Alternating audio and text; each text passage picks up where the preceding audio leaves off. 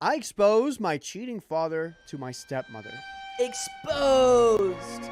So while this whole thing has spiraled over the past month and I'm still kind of shocked, before Father's Day, I talked to my dad and he said he was going off-roading with my sister's fiance. Last minute, he canceled and he said he pulled a calf muscle and would need to be staying at home.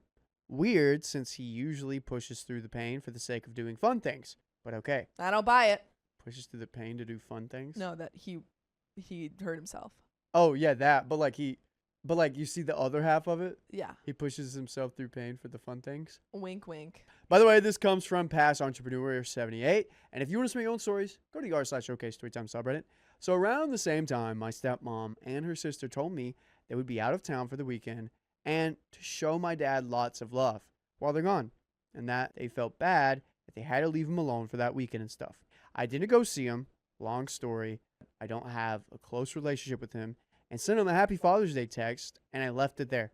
Turns out, my brother did go over there. He called my dad beforehand, and when he got there, my dad made a pasta dinner for two. There was a woman there, over a decade younger than him, who he has never seen before. Ruh-roh. That's not good. I don't like that. That's not fun. My dad said she's a very old friend from work, that they've known each other forever, but we've literally never seen him with a platonic female friend in our lives. Dude, I don't buy it one bit. Not once. Whenever he's around women, it's either his partner or his friends' wives, partners' friends, etc. And he rarely talks to them. Dude. I mean, so he had planned, it seems like, to have no one over for Father's Day because everyone couldn't make it, whatever. He seemingly has this whole pasta romantic dinner thing set up, and then one of his sons comes over and is like, hey, here to wish you a happy Father's Day. Oh my gosh. Imagine, it's like, oh, I made us some pasta. Yeah. And then he sees the other woman. He goes, wait. No, I see it now. Uh-oh. Oh, man. Fast forward. I texted him on the 4th of July saying happy 4th. And he says he's out of state at a family friend's house, sort of. A house of someone I'm much closer with than he is. He doesn't even like them. So I wonder myself, what's up? But don't think too deep about it. I just brush it off. But it gets weirder. My sister calls me a couple of weeks later. My dad had called her and told her he was going to a campsite 3 hours away just to take pictures and sit in nature. I cannot emphasize enough how much this is not his vibe at all. He said he was going alone, then complained about his wife being bored and never going anywhere with him. I think he literally looked up, what's the best lie to tell my wife that I'm doing so I can go see my other girlfriend? I'm sorry. Wait, so he said that his wife is boring. He said, I'm going to go out in nature and have fun and sit out in nature for 3 hours. Gosh, my wife doesn't want to do anything with me because she's bored of me. She's so boring. Weird. That's obviously a lie. Yeah, we know where he's going. We know what you're doing. Pasta dinner, man. Yeah. Remember that one girl that just went on long drives all the time? No. There was some girl that at night, she would just go on long drives until 3 o'clock in the morning. Who? It was like In a story? in a story, yeah. Oh. It's like, dude, we know where you're going. We know. She ended up cheating. Yeah. Well, yeah, but I used to go on late night drives. But we knew where you were going. No, you didn't. This was in high school. We knew. We know. I was going down PCH, Sure. listening to music Sure. with my windows rolled down and the heat on. Sure. Oh, the heat was definitely on. Mm-hmm. I didn't talk to Spicy. women in high school. Liar. Uh-huh. Scared of women. Scared. I doubt it. woman. I went to an all-boys school. That's true. All right, anyways. My sister kept repeating, well, be safe out there alone, till he finally admitted he wasn't going alone. He was going with an old friend. A very old friend. But we learned earlier, she's not really She's that not old. really that old. But didn't want to tell his wife because it was a woman. If we don't want to tell our partner about something, maybe it's because we know we're doing something wrong. Then right before his trip, he calls and asks me to watch a Labradoodle that belongs to a friend. Dude, is he going? He's going, it belongs to a friend. Every time he says it. He's like, I got a very old friend. Yeah. I'm going camping with a friend. And Why I'm just can like, why are you, what's this? Yeah. Why can I hear the air Yeah, quotes yeah. on that? It's weird. You can tell when someone says air quotes around Yeah. like certain words. Mm-hmm. I just know it's the same woman's dog, too. I asked if the dog is good with other dogs and birds, and he casually drops that they brought the dog with them to that friend's house for the 4th of July, which his wife does not know about. He explicitly told my sister that he went alone as well. I agreed to watch the dog because I wanted to meet her, see if I just forgot someone from the past or something, and get a sense if this is really a big deal. They show up today. I've never met this woman. She's probably 15 years younger than my dad. And when I ask, so where are you headed? She just freezes and says, just have some things to do. Liar. I'm pissed. Some things to do? Things to do? Maybe some people. Maybe some people's fathers. Oh! Father. Oh. Dang. Editors, you know what to do there. Dang. All right, then. Sorry, children. Says it as he sees it. Yeah, dude. What Yeah. in the world? These These Veron guys gotta get says- better at lying. So his father's wife is not his mom. It's a little bit unclear if OP's dad. I don't think OP's dad's current partner is his mom. Is OP's mom.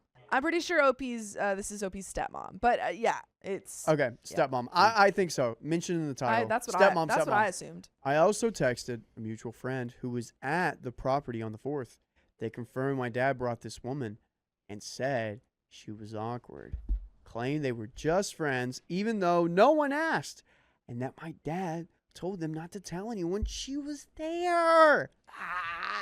So, I now know that my dad brought this woman on 2 solo trips, had her over for dinner on Father's Day while his wife was out of town, introduced her to people while saying, don't tell, and she's actively lying about where she's going now. I'm 99% sure my stepmom does not know about any of this. She's so sweet.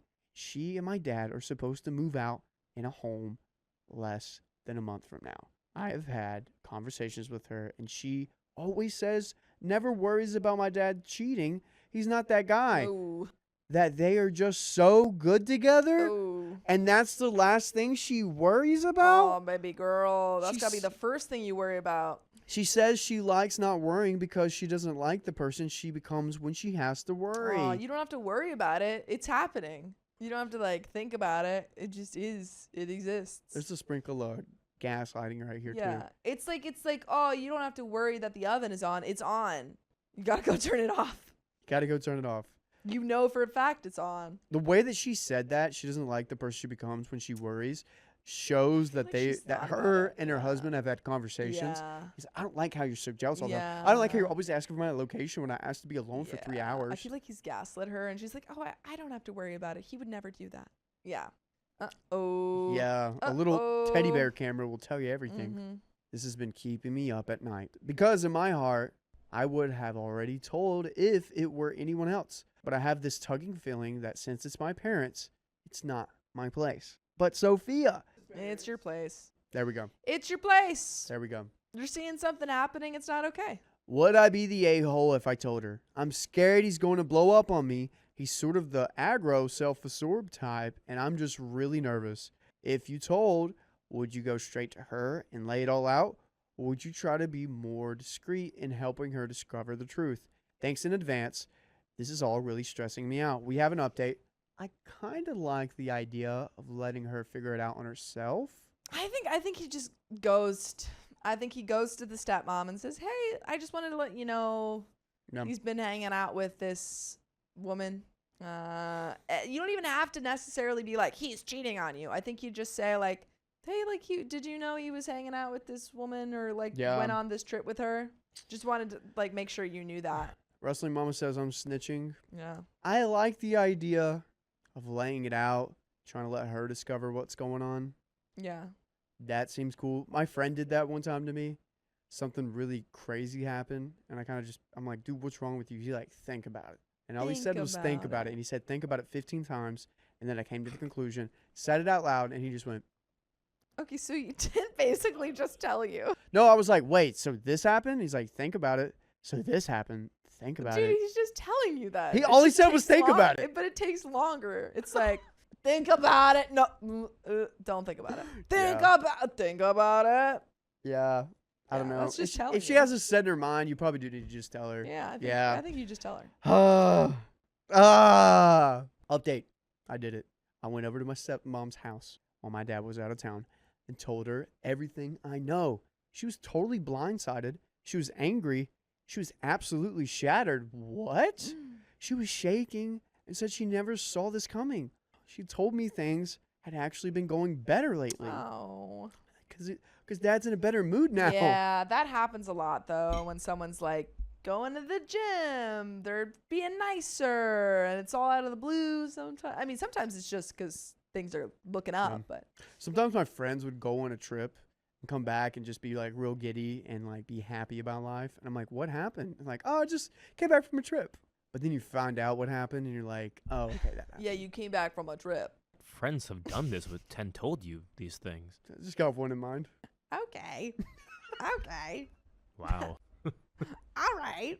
Are you not happier coming back from your trip? Yeah, but now that you're making it sound like it's more than what happened. I didn't say anything. I didn't say anything Well, more happened. I'm just saying some people come back happier from trips. Yeah, sometimes you get As they complimented. should. Okay, sometimes you Sometimes. get complimented. We feel good. Okay, and that's not a crime. My dad had taken her out on a date just the day before and was being unusually affectionate and sweet. She really thought they were in a good place. Before I told her anything, she was cheerfully chatting and brought up that shrimp pasta your dad makes. Oh no. My sister and I just froze. That's what he made for the other woman. We both felt sick. She was so happy and welcoming and excited to have us there. It was heartbreaking. I want shrimp pasta. She mentioned that usually he invites her and her sister to church every weekend, and he had randomly stopped doing that over the past month. He also stopped inviting another family member who usually goes too. Apparently, she had actually wanted to go on this recent trip with him, but he told her he had to take a certain road that she hates because of how he drives on it. Said it would be dangerous, so she stayed behind. They had a location sharing app for years, mostly in case of emergencies. She rarely checks it unless she needs to, if he's near a store or something. But after I talked to her, she decided to look. That was when everything started to click for her. He hadn't gone to work at all that day. He drove to a nearby town, ate at a taqueria. Oh, taqueria? Taqueria? Yeah, like taco Taqueria. stand. Ate at a taqueria for hours, then checked into an inn. We later found out that her sister overheard him booking that room, and he specifically asked for a king-side bed instead of 2 queens, since she didn't think anything about it at the time, since he normally books kings for work travel. My stepmom texted him while he was still at the restaurant, pretending like she had figured out a way to make the drive after all. She then said something like, "You're not answering because your girlfriend is with you, huh?" Ooh. And finally told him to pack a bag and get out. Heck yeah, girl. Yes! Live your life. Live Don't your let this life. icky man Yes! do you wrong. No way. He never replied. He didn't call. He just went on with his night and stayed at the hotel with the Ugh. other woman. Ugh. The next morning, he finally called. At first, he denied anyone Oh, was come with on. him. Then he admitted someone was, but claimed it was just a friend. He told my stepmom this was her fault for never going anywhere with him. Oh my gosh. You suck, dude. You never want to do fun things with me. Sue me for trying to find someone who wants to go on adventures. Do you like to forge, Sophia? Forge? Forge. Forge. Like go out and like gather things? Forage? Yeah. Like go out and shop and gather things, or like go to the thrift store and like gather things? I Yeah. feel like that's what she needs in her life. Yeah. Go Of, like, forage. Go gather things. Mm-hmm. When she pointed out that she knew it wasn't a work trip, he first denied that too, then backtracked and said, "Yeah, you're right. It's not work, but it's not what you think. She's just a A friend little too friendly. that we have benefits with, Yeah. and we F all the time, I get but she's just a dental. friend." That is a wild You take. give Oh dental? my No, gosh. I get because benefits. I get dental. You know what that implies, right? Yes. Oh my, that is wild. That's the joke. Wild. That's the joke. Did There's a you lot see going that? It's got I was layers. not expecting It's got layers. Yes, it does. He gets health care. Anyways, away from that, she told him to come pack a bag and leave. He insisted on coming home to talk it out. I really hope she sticks to her pew-pews and doesn't let him spin this into anything but then what it is. As for me, I still have the Labradoodle. Keep it. After telling her, I texted my dad, said, I just outed you to your wife. I hope this was a misunderstanding. What the F is actually going on? Call me back. It's been over 15 hours. No call, no text, nothing. And don't you dare not call us or check on us for 15 hours straight, because we have 67 days worth of content. Go to your favorite podcast platform, search up OK Storytime on Apple, iHeartRadio, Spotify, and there, we're waiting for you. Don't leave us ghosted. Don't do it. Don't do it. I think you did the right thing, OP. I think he's definitely cheating on his wife. Why do you think he's not replying back to OP? Because he knows he's been caught. He's like, shoot, I've been caught. Might as well enjoy my time with this girl before I have to go deal with that. Yeah. Yeah, I mean, like, how do you get out of that? He admitted to it. He admitted to being with her. He just didn't admit to, cheating with her, but that's kind of obvious. Agreed. Keon? He got caught. It's one of those things where it's like, what's the right thing to do? And it's like, even if it's at the cost of your father's relationship with you, you did the right thing. Yeah. So Absolutely. I sent that message because I didn't want my siblings to take the blame or be put in a position where he tries to guilt them. My stepmom had already let him know she knew, but I wanted him to hear it from me that I was the one who said something. Every time my phone rings, I get nervous. It's going to be him. But I feel better having gotten it off my chest. I do think I did the right thing. One thing I'm especially glad about, I stopped my stepmom from moving into a new house with him. When I got her a place to talk, she was literally packing. That part crushed me. Thankfully, she'll be staying in the home she already shares with her sister instead. Oh, wow. That said, my partner thinks I should have given my dad a warning first. So he could lie more?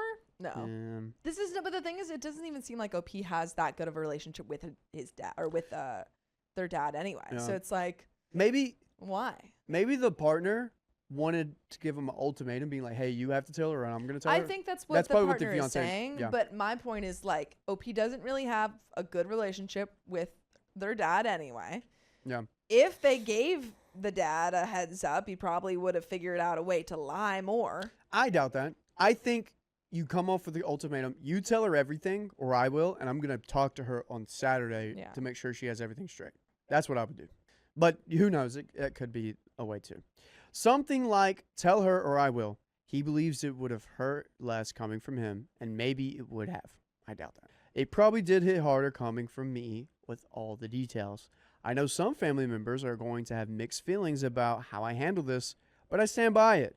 Yeah, I stand by it too, OP. Yeah. And that's the end of that story, folks. End of that story. But we got another one. My girlfriend accused me of cheating because of what my building security told her. Oh, man. Building security, exposing people. Maybe they said you're cheating? Basically, my girlfriend and I have been dating for 2.5 years. We met at a party and hit it off extremely well. We were friends for a bit, but clearly had feelings for one another. So we ended up dating.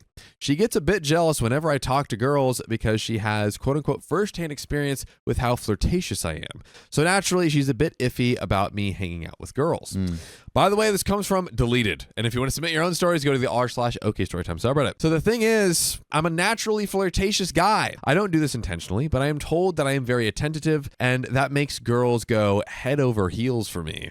Okay. Subtle flex, but bud. okay. So, a lot of times I learn later on that my friends have been trying to get with me. Usually I brush it off and establish strong boundaries in our friendship. Through my actions, I make sure not to let anything happen. I also want to emphasize that when I commit to a relationship, I mean it. Quite frankly, I think cheaters are pathetic and cowardly. If I wanted to date multiple women, I would. However, I love my girlfriend and absolutely enjoy committing my time and love to her. Anyways, on to the issue. I bring my girlfriend to my place often to hang out and whatever. Therefore, my concierge is quite familiar with her. The thing is, recently, my really good friend moved to my city, and we've been catching up quite a bit. I usually don't have my friends over at my place, but since we are close, I didn't mind hanging out with her at mine. Of course, I let my girlfriend know whenever she's over. However, 30 minutes ago, my girlfriend stormed into my place and started going crazy, accusing me of cheating and the sorts. I have no clue what's up, because last I checked, I wasn't cheating. I don't know, man. Is there evidence? Is there evidence? Let's see it. I really want to know what the security guard has here. All right, let's I'm see. super curious. Yeah, I'm imagining it's like a sitcom scenario where he's like, oh, hey, let me grab this coat. And she's like in front of the coat hanger, and there's a security camera in the worst position possible. And it looks like he's like reaching around her to grab her and like bring her in and smooch. But really, he's like just looking for his coat. Yeah. It was the angles, baby. Yes. It was the angles. A total, like Friends Yeah, Seinfeld's type sitch. Anyway, she goes off about how the concierge told her everything and how I am apparently effing my friend and on about whatever. She ended up leaving and said, we're done. Oh. Relationship over. Oh. Done. Dang, that was quick. That's it. That was quick. So what'd you think about that story? I think Just kidding. is that it? It's not over. It's not over. I got can give my you. 2 cents. We have more to the story, ladies and gentlemen, although the relationship may be over. To be honest, I was quite shocked and didn't know what to do, and I was really curious about why she thought I was cheating, despite me explicitly telling her all the times that my friends was going to be over. So I go downstairs and confront the concierge. He tells me that apparently he saw me and my friend being flirty, and that when I came down to drop her to her Uber, she was giggling, laughing, and being touchy. I didn't realize laughing was a crime. Lock me up, officer. Lock me up, Papa. Laughter is illegal. So he felt something was off. These were his exact words, by the way. So naturally, I got pissed off and I told him that it was none of his business, and then he crossed a huge line. Now, the reason that I'm writing this here is because I have no clue what to do. There are so many things racing in my mind, and I'm honestly confused. How should I speak to my girlfriend? What should I do about the concierge? Any advice? And we have an edit, but really quick, how should we talk to girlfriend and concierge? Well, concierge is like definitely overstepping a little bit. Yeah. That's crazy. Yeah. That's wait, where was it? Honeybee 85 says concierge is probably trying to shoot his shot with his girlfriend. Dude, 100%. Ooh. Yeah, I think that could be it. I mean, but it's like, is this girl flirting hella back with him? And also, how far is this flirting going with this girl he's dropping off in an Uber? Yeah. Maybe the girlfriend already had some like feelings about this girl, and the fact that the concierge said something just confirmed it. And Opie said she's like kind of jealous. Well, yeah, when this guy is being flirty with when he's dropping out girl in an Ubers and being hella flirty with a bunch of people, I would understand being jealous. Yeah. But the concierge is definitely being a little nosy. I feel like that like violates concierge protocol. You know? I think it probably does. Yeah, it's like priest protocol. It's like priest. Yeah, exactly. You confess your sins and nothing happens. There was no booth when he was dropping her off in the Uber. He dropped her off at a door. It's true. No It's walls. true. No walls. But we have more because there is an edit. Wow, didn't expect so many comments, and I really appreciate you all for taking your time to give me advice. I felt quite trashed last night, and I decided to sleep. I'm not sure what I'm going to do next. I think the effects of last night are raining down on me because I felt quite sick to my stomach. It all feels like an elaborate nightmare. This definitely does feel like a fever dream, honestly. For now, I'm going through the advice everyone has so kindly offered and pieced together what I should do. We have an update, but do you think OP should go back after her and try to like see if she'll see a reason? I mean, my suspicion is the concierge was a tipping point. Yeah. That happened, and I feel like the problem that is in this relationship is way deeper than just the concierge. Yeah. Because OP admitted at the beginning he's flirtatious. Yep. And his girlfriend's jealous. Yeah. I don't know. I believe that he's flirtatious. I believe that his girlfriend's jealous, but I feel like it might be because the flirtatiousness is a little bit overboard. Yeah. And also, if the concierge is like, bro, this guy's putting in work. Like, yeah.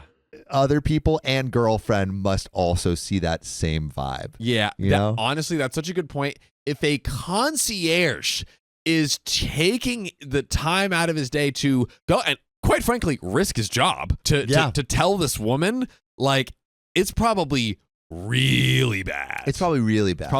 Yeah. And he's already acknowledged it. So exactly. I don't think necessarily OP did anything. Yeah. You know, like I feel like the probability of him actually doing something is maybe low. But if it's so flirtatious, like that's still a cross boundary. Yeah, exactly. Like if he's just schmoozing every single girl he sees, what kind of relationship is that? Well, exactly. for I mean, there needs to be, especially if the girlfriend's not okay with it, right? Yes. It's like one thing, or like, oh, like we have an open flirting rule, and then that's fine. But if the girlfriend's not okay with it, then it's not something you should do. Yes. But Sammy boy, we got an update. Oh, you know how I love those. Oh yes. Plop it in my mouth hole, Oh, in my ear hole, goodness. and my nose holes. All the holes. Let me hear, speak, and breathe story. Let's go. Straight through the face bones, which is how you hear something like that. Oh, yeah. Anyways, update.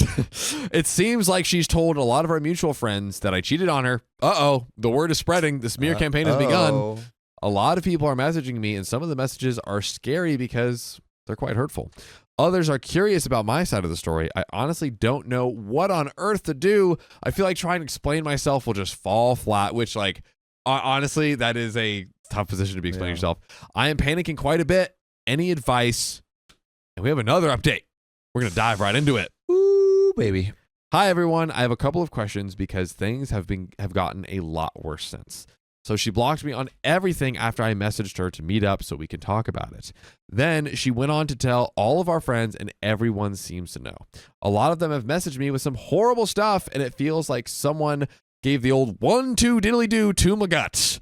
I mean, for sure, I didn't even cheat, and it makes me want to cry when people just assume that I'm a cheater. I have always thought cheaters were the lowest of the low, and being branded as one hurts a lot.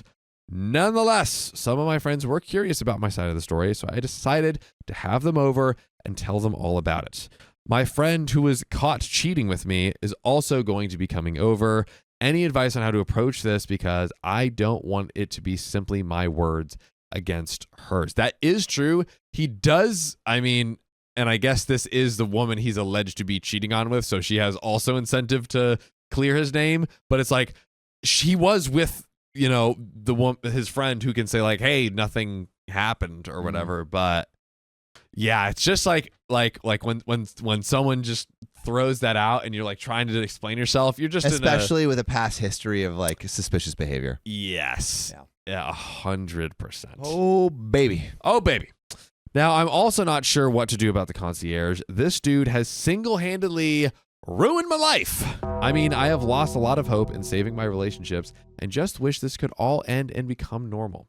I really don't think getting him fired will do any justice. A few of you have recommended suing him for slander.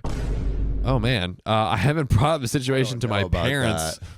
Yeah, that seems a little extreme. Slander's not going to work, bro. It's not worth it. You could maybe get him fired, but I don't think you could sue. But that, honestly, even at that point, I'm like, what's that? What does that accomplish? Yeah. I haven't brought the situation up to my parents, but I will do that if nothing improves. What do y'all think? Also, thanks a lot to those who have been gentle and empathetic of my situation.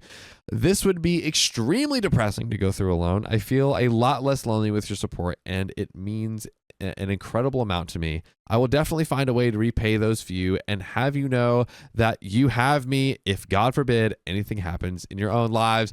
And we have update number 2 staring us right in the face right now. Let's hit it. Let's get into it. So basically, my friends came over and supported me quite a bit. We agreed on some steps that I should take next. Number 1 is block her and all her friends from social media, all in all, just to avoid that friend group. Number 2, do not respond to any social media posts because it'll just add fuel to the flames. Number 3, get in contact with lawyers because one of my friend's dads, a lawyer, said that I have a strong case and I should pursue it. I can't imagine that's true, but wow. Hey, I'm no lawyer. Dang golly goobers. Furthermore, demand an apology letter from the concierge. I've already spoken to my parents and they have got me in touch with their friends who are lawyers. This is giving daddy's money. Yeah. So I will take it from there. Number 4, move out of my building. Even if the concierge is fired, my lease will be ending soon, so it's not too bad. And apart from, which also seems extreme. Yeah. Apart from that, my friends just supported me and reassured me that I didn't do anything wrong. Since every single one of you was attacking me for being a flirt, I asked them for their honest opinion on me being a flirt. Apparently, they said they never called me a flirt, but they said they just told me that some girls confided in them that they thought I was being flirty. which I mean, maybe you were a little bit which of is flirt. maybe means you were a flirt. Maybe a little bit. Hey, you Yeah. know, it's like nothing's wrong with being a flirt unless you're in a relationship with someone who doesn't want you to flirt. Indeed. You know, which That's it the sounds like thing. you were in. That is the thing. They wrote that up to the girls reading into things and not me. Nonetheless, I learned I wasn't 100% correct in the way I approached my friendships. A few of my friends brought up some of the points you guys mentioned in the post and said that you guys were spot on with them. They offered me some suggestions on how to work on these points. Hopefully, I won't have any more girlfriends leaving me because of my concierge's actions in the future. Lol. Now, I haven't heard back from my ex yet either. Her friends are just spamming me with stuff, but I haven't replied to them. I don't think I will, and I'll just end up blocking them.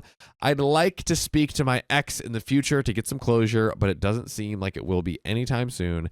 I'm still in shock because we've been together for nearly 3 years. Ooh. That's nearly all of my university life. Sounds like we're dealing with a youngin' here, which is weird to think about. I thought we were a perfect couple, but I guess not. I also have to say I got quite arrogant / cocky in the past thread. I think maybe this is a reference to all the girls just launching themselves at him like magnets. Yeah. And I'm sorry about that. I was just ticked off and overwhelmed, but that was my defense mechanism. I didn't mean to flex that I've been with so many girls or whatever, but I just got a bit annoyed by people constantly saying that I'm intentionally flirting to get attention from them. It's one thing to brush off a comment or two, but when it gets to be 50 plus comments saying the same thing, one starts to get defensive. Regardless, I should have kept my composure and I shouldn't have reacted badly. After all, it was my idea to seek advice from you all. And if you want to seek some mother freaking advice, Some of the best advice on the internet.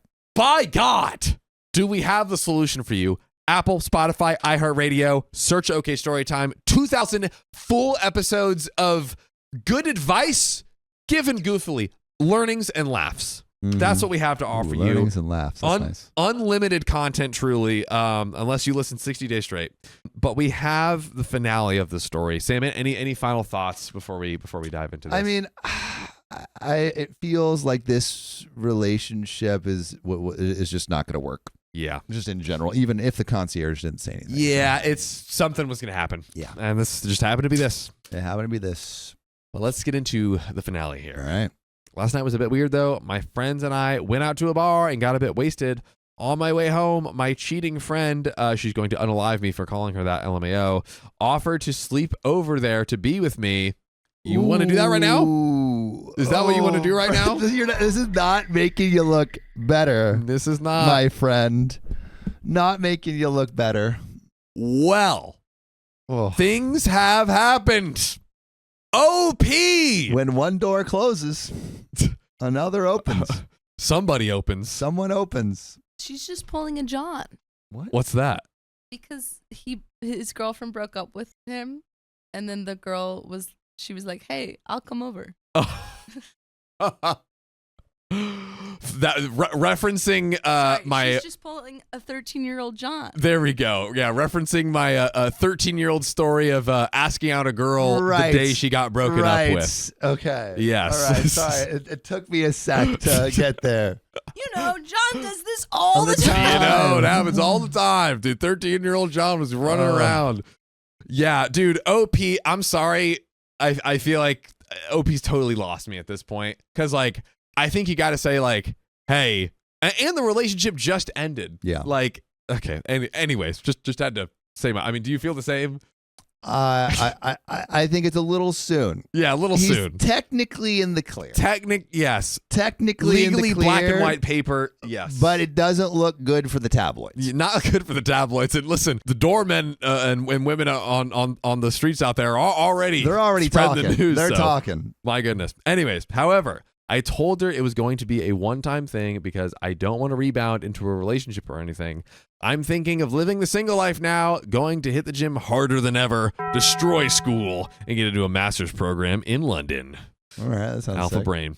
Move on and just focus on me. No more girls for a while. Also, I'm not sure if I will be allowed to update you on the concierge situation since we're taking legal action. Oh my goodness. That's actually crazy, though, that he's taking legal action against the concierge for saying that he flirted with a girl that he then hooked up with. Yeah. Dude, You're not come making your on. case great. He's like, Your Honor, I did not flirt with that girl Yes. at that moment. Sir, It was 2 days later. yeah, I didn't hook up with her on Tuesday, Your Honor. It was on Wednesday. After the breakup. Yeah, dude, ridiculous. If I am allowed to, though, maybe I'll post what happened. Not too sure, though. And an edit. You lot are right about me being a wienerhead for sleeping with my friend. There you go. Mhm. I accept that. It just happened, and that was that. Sorry to disappoint y'all. Edit number 2. I think I've said enough. See you on the flip side. He's so cool and sexy and flirtatious. I can't help just every time I open my mouth, women just Yeah. fall at my feet, Yeah. head over heels. Oh, man. But that is where that story ends. That's it. Oh. I confronted my possibly cheating boyfriend, and now I'm ashamed. Don't feel ashamed for confronting a cheater. Over the last several days, my boyfriend, whom I live with, has just been distant and irritable. Not violent, not physical, just short-tempered, seemingly on edge. Not really interested in talking much. It seemed to come around almost out of nowhere. And by the way, this comes from user Is He Cheating 1116. And if you want to submit your own stories, go to the r/OKStorytime subreddit. So, he goes to work earlier than I do, and this morning, while I still dozed, I heard his phone ringing as he was getting ready for work. I glanced at the clock and saw it was exactly 8. My boyfriend almost always leaves the apartment at 7:50 to make sure he catches his bus to work, so whomever was calling at a time he normally would have already left our home. I heard him quickly walk to the phone and silence it, not pick it up or talk, just turn it off. Sus. Which, as we all know, is not how you answer a phone call. So, after he left, he didn't know I was up. I did something I feel bad about. I snooped. I went into his Facebook and nothing. I mean, not nothing. There were posts, all of which I had seen, as his Facebook friend. His Facebook conversations were fairly banal. Some women, some men. And of the women he's spoken to, mostly just, what's up? How you been? Happy birthday. Congrats on the new baby. Which is normal. Normal women conversation. I looked at the profiles of the women he messaged and that have been messaging him to see how they might know each other. You're snooping too much. Yeah, this You're is snooping way too much. hard. You didn't have any evidence. You didn't have any evidence. You've broken the trust of the relationship. I don't like this. Maximum snoopage was who called you? Yeah.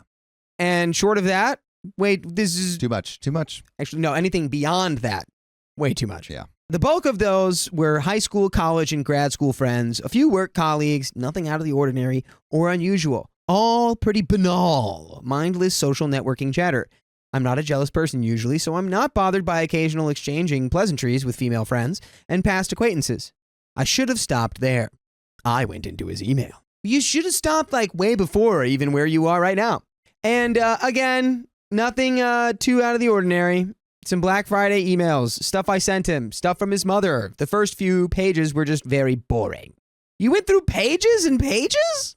That's too much. I'm assuming there's gonna be something here, right? Wait, pages of what? Emails. Pages Going of wait, through like She went through all went through his the email. emails? Floop, next page. Floop, next page. This is What has he done to You make should you just so break up. insecure? You break up now Yeah. because you can't be in a relationship with someone if you feel like this when they get a phone call they don't answer. Yeah. You're not prepared for a Have we relationship. thought maybe that he didn't answer it because it was 8 and he's late? He doesn't have time to answer the phone? Yeah. Anyway, on his Google Hangout chat window on the left, I saw 2 conversations. One from his ex, Amy. I didn't want to open the chat to make it look like I was there, but the last message was him to his ex, Amy, 2 days ago saying, hey, are you around? And then there was another girl, Beth. I didn't recognize the name. The last message from him was, thanks, let me know when you want to meet up.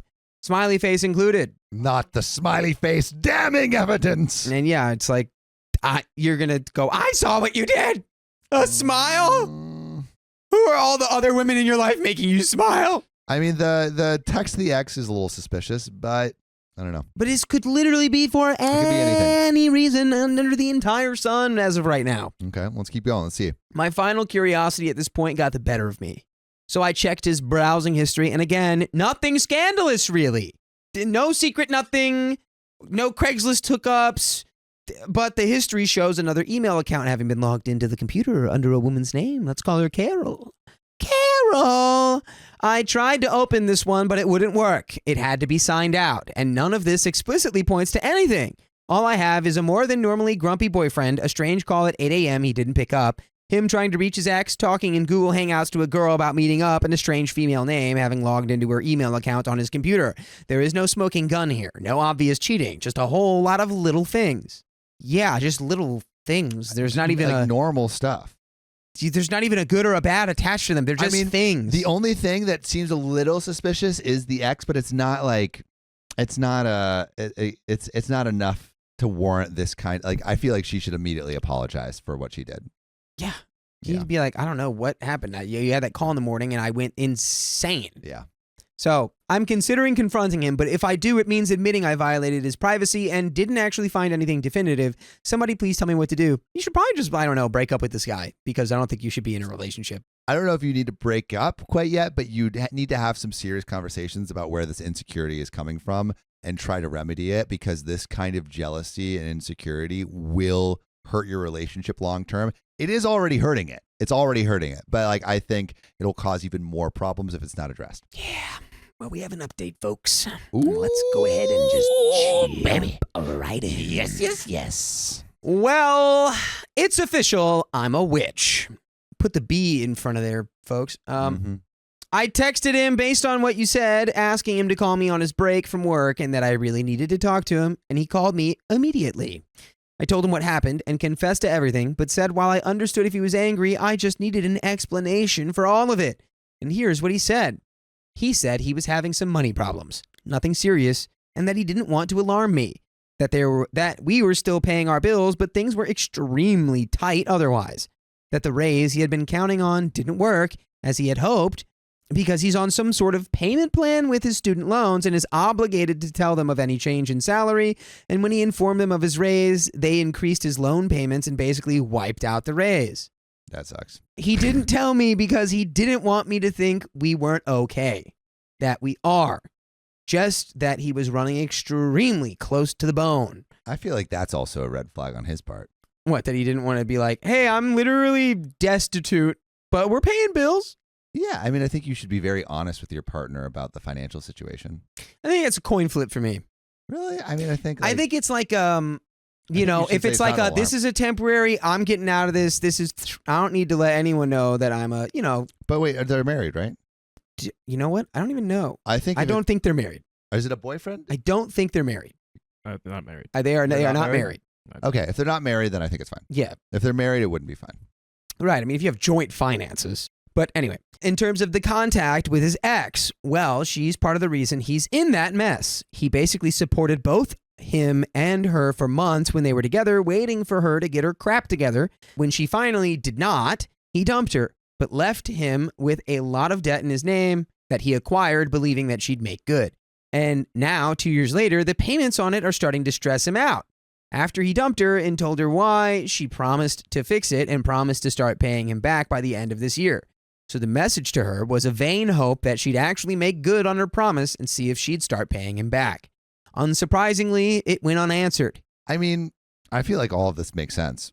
Like, these are good explanations. They're all, yes. Which is going to make, I feel like he's got to be like a little bit upset about the trust being breached. Yeah. By OP. I gotta say, I would probably take a step back. I don't think I would break up from this. I would be like, hey, like, we got to work on this. So the email account in a woman's name, it was me, kind of. To make a few extra bucks, he started doing some online survey sites, and he told me one of them allowed 2 members per household to join instead of just 1.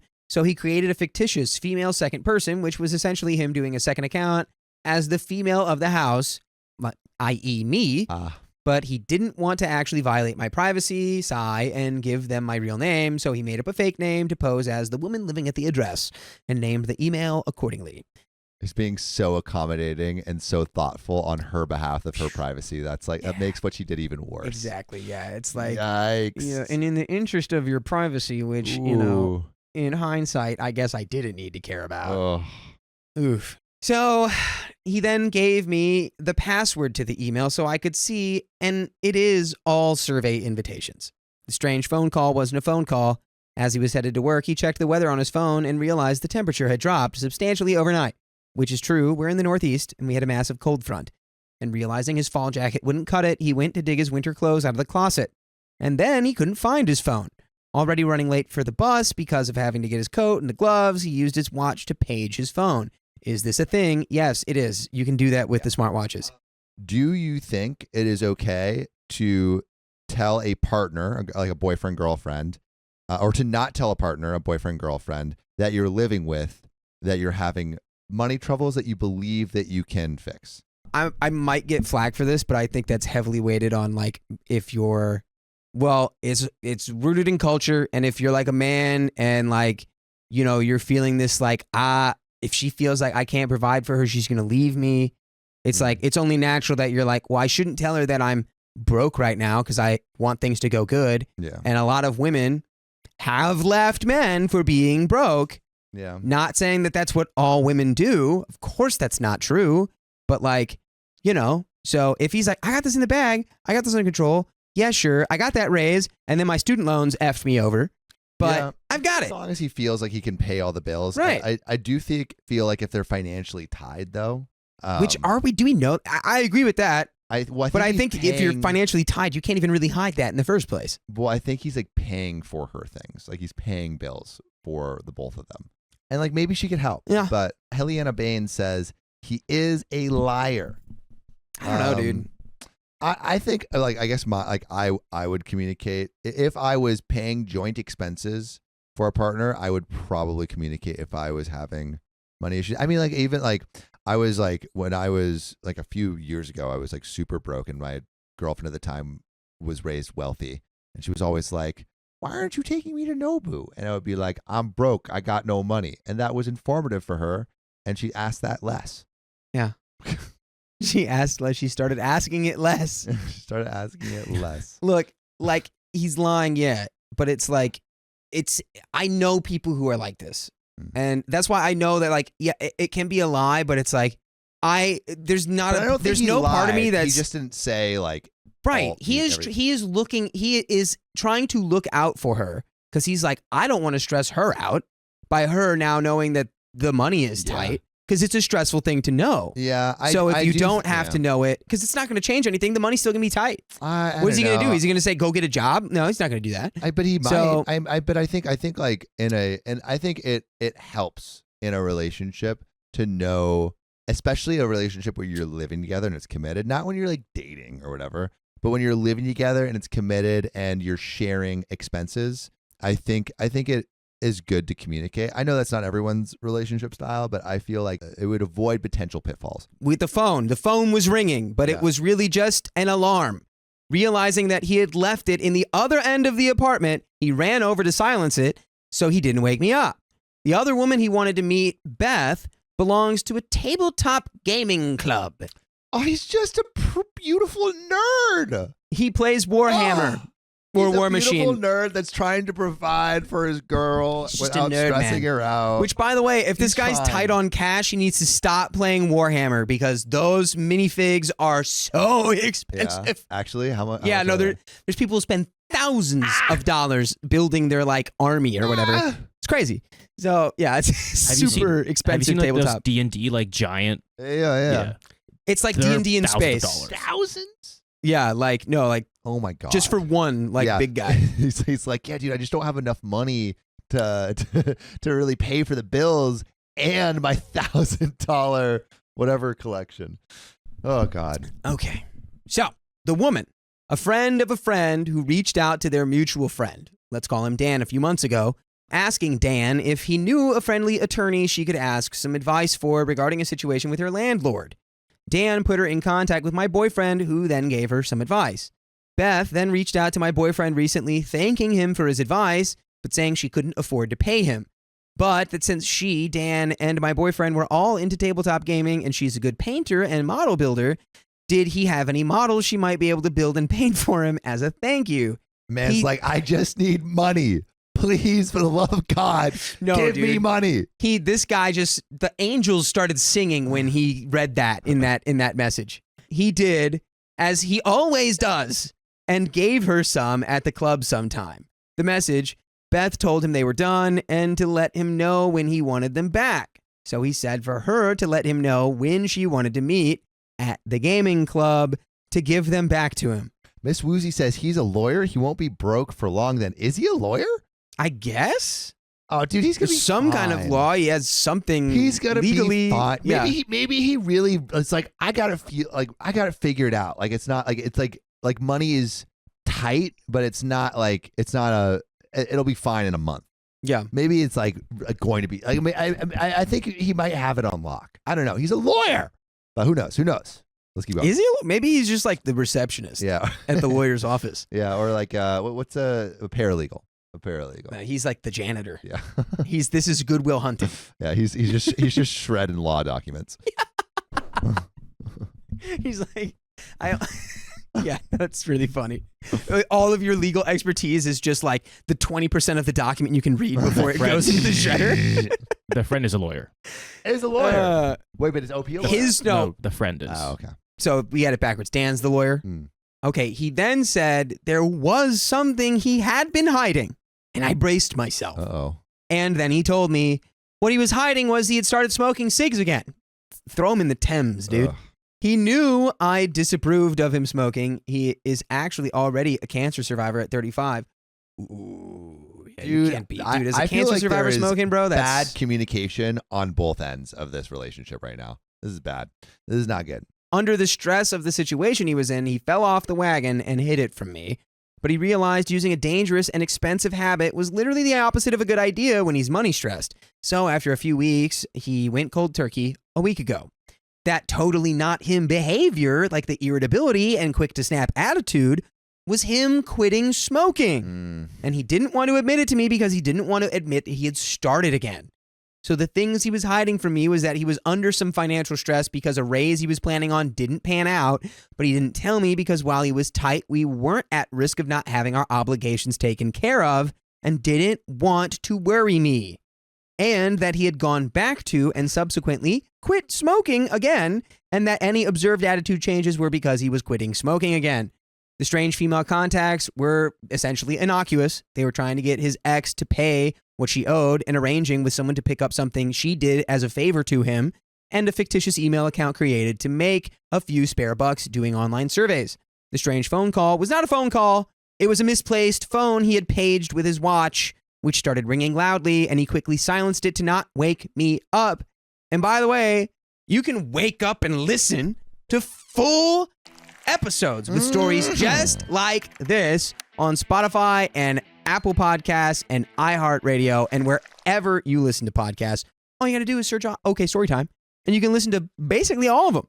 Oh man, there is more story. I think we have a little bit more, but I just feel bad communication on both ends. Like they need to work with each other a little bit more. Yeah, I mean, I don't think it's relationship ending. I just think it's like not they're not I do strong. think, like, I hope I don't make everyone upset when I say this, but I think that OP needs to do more work on, like, where did that intense belief that something, I'm being cheated on, there's someone else, there's something going on, like, wherever that came from needs to be, 100% addressed before, like, and I think, you can really move forward from this. And I think also, like, by the same token, I think OP's partner needs to inquire, like, why didn't he, like, feel safe to share that there was financial stress, and why didn't he feel safe to share that he started smoking again? Because, like, our partner should be able to help us through our tough times, right? If we just keep that all in, it's just going to be really hard to establish a The relationship. smoking thing I can get because it's like a lot of that's deeply rooted in shame, and he's a cancer survivor, so it's like extremely absurd for him to be smoking. Yeah. So he's like, I get that, Yeah. and he definitely could share that, and he did. He said the reason he didn't is because it's like, well, we can still pay all our obligations, but there's more to life than just the obligations, That's why I think it's not relationship ending. I just think it would be better to have all of these things out in the open. Yeah. But I understand why he's doing that. Like, there's this shame probably from the financial side and from the smoking side. And Eliana Bain says that is right. It came from all the behavior from him quitting smoking was what made her suspicious. So it did come. It came from somewhere. But I just think there needs to be. But communication again, you know on what both it sides. really is? It's that she looked. And then she looked deeper and even deeper and even It's like the fact that you felt the need to keep going until you found something I feel like. But she was right. What is that confirmation bias? She was right. She was right, though. There was things that she was hiding from her, and I think that I mean like specifically about a woman is what I was Sure, saying. She found the Google Hangout messages and then was like, the "There it reasoning is." was there. she thought it was a woman, but there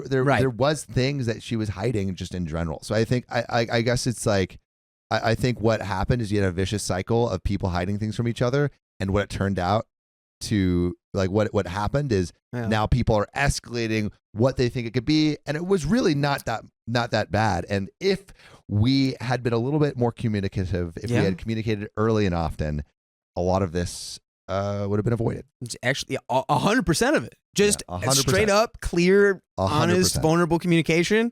None of that happens at all. But I want to hear Oh. where we ended. All right. I feel like this is going to end well. Yeah, I feel Okay. good. And then after I laid it all out and was bracing for the worst, a breakup, he says this. No way. No man. way. Oh, man. No way. We saw that. You are really keeping us on the edge of our I'm sorry, seats. guys. All right, here we go. Okay. That he understood where I was coming from.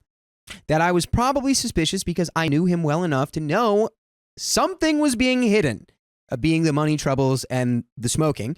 But I didn't know what that something was. He was annoyed that I went through his things, but he somewhat understood because my instinct that something was being hidden from me were fundamentally true, even if the things weren't that big of a deal. And he didn't tell me for a fairly good reason, and that he didn't really have anything to hide from me anyway.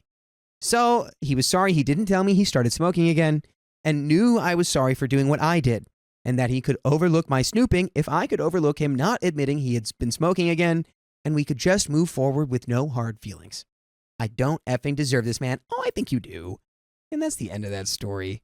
Yay! Okay. We got a good one! We got a good one, but I feel like the lesson OP you should take away from this is communicate with each other about all of these things. Communicate about the fact that you feel like there's something off instead of snooping, and he should communicate the fact that he's struggling if he feels like he's struggling, right?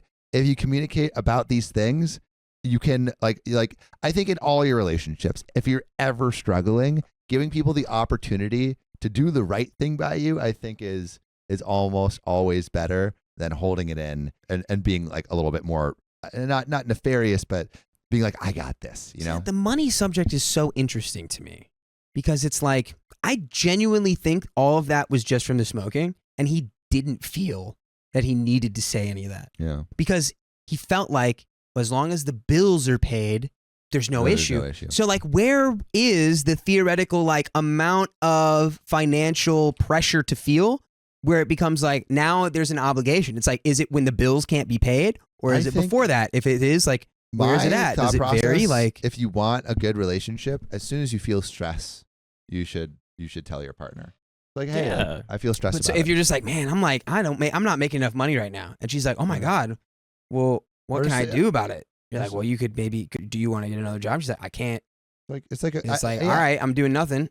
I don't know. It's I think I think if you can't pay the bills, that definitely needs to be said. But I think in that instantaneously. situation, it's like, hey, like I'm just feeling stressed about money, and she's like, oh, like I don't like I can get another job. It's like, I don't think you need to do that yet, but I just want to let you know that I feel stressed, and like if there's things that pop up over these next couple weeks that maybe are suboptimal for our relationship, it's probably because I'm stressed about money. I just feel like what it could do is it could open up this period of grace for someone if they're experiencing that. And I think that goes for anything that you're stressed about. You're like, oh man, like I just, hit a car this morning and I'm stressed about it.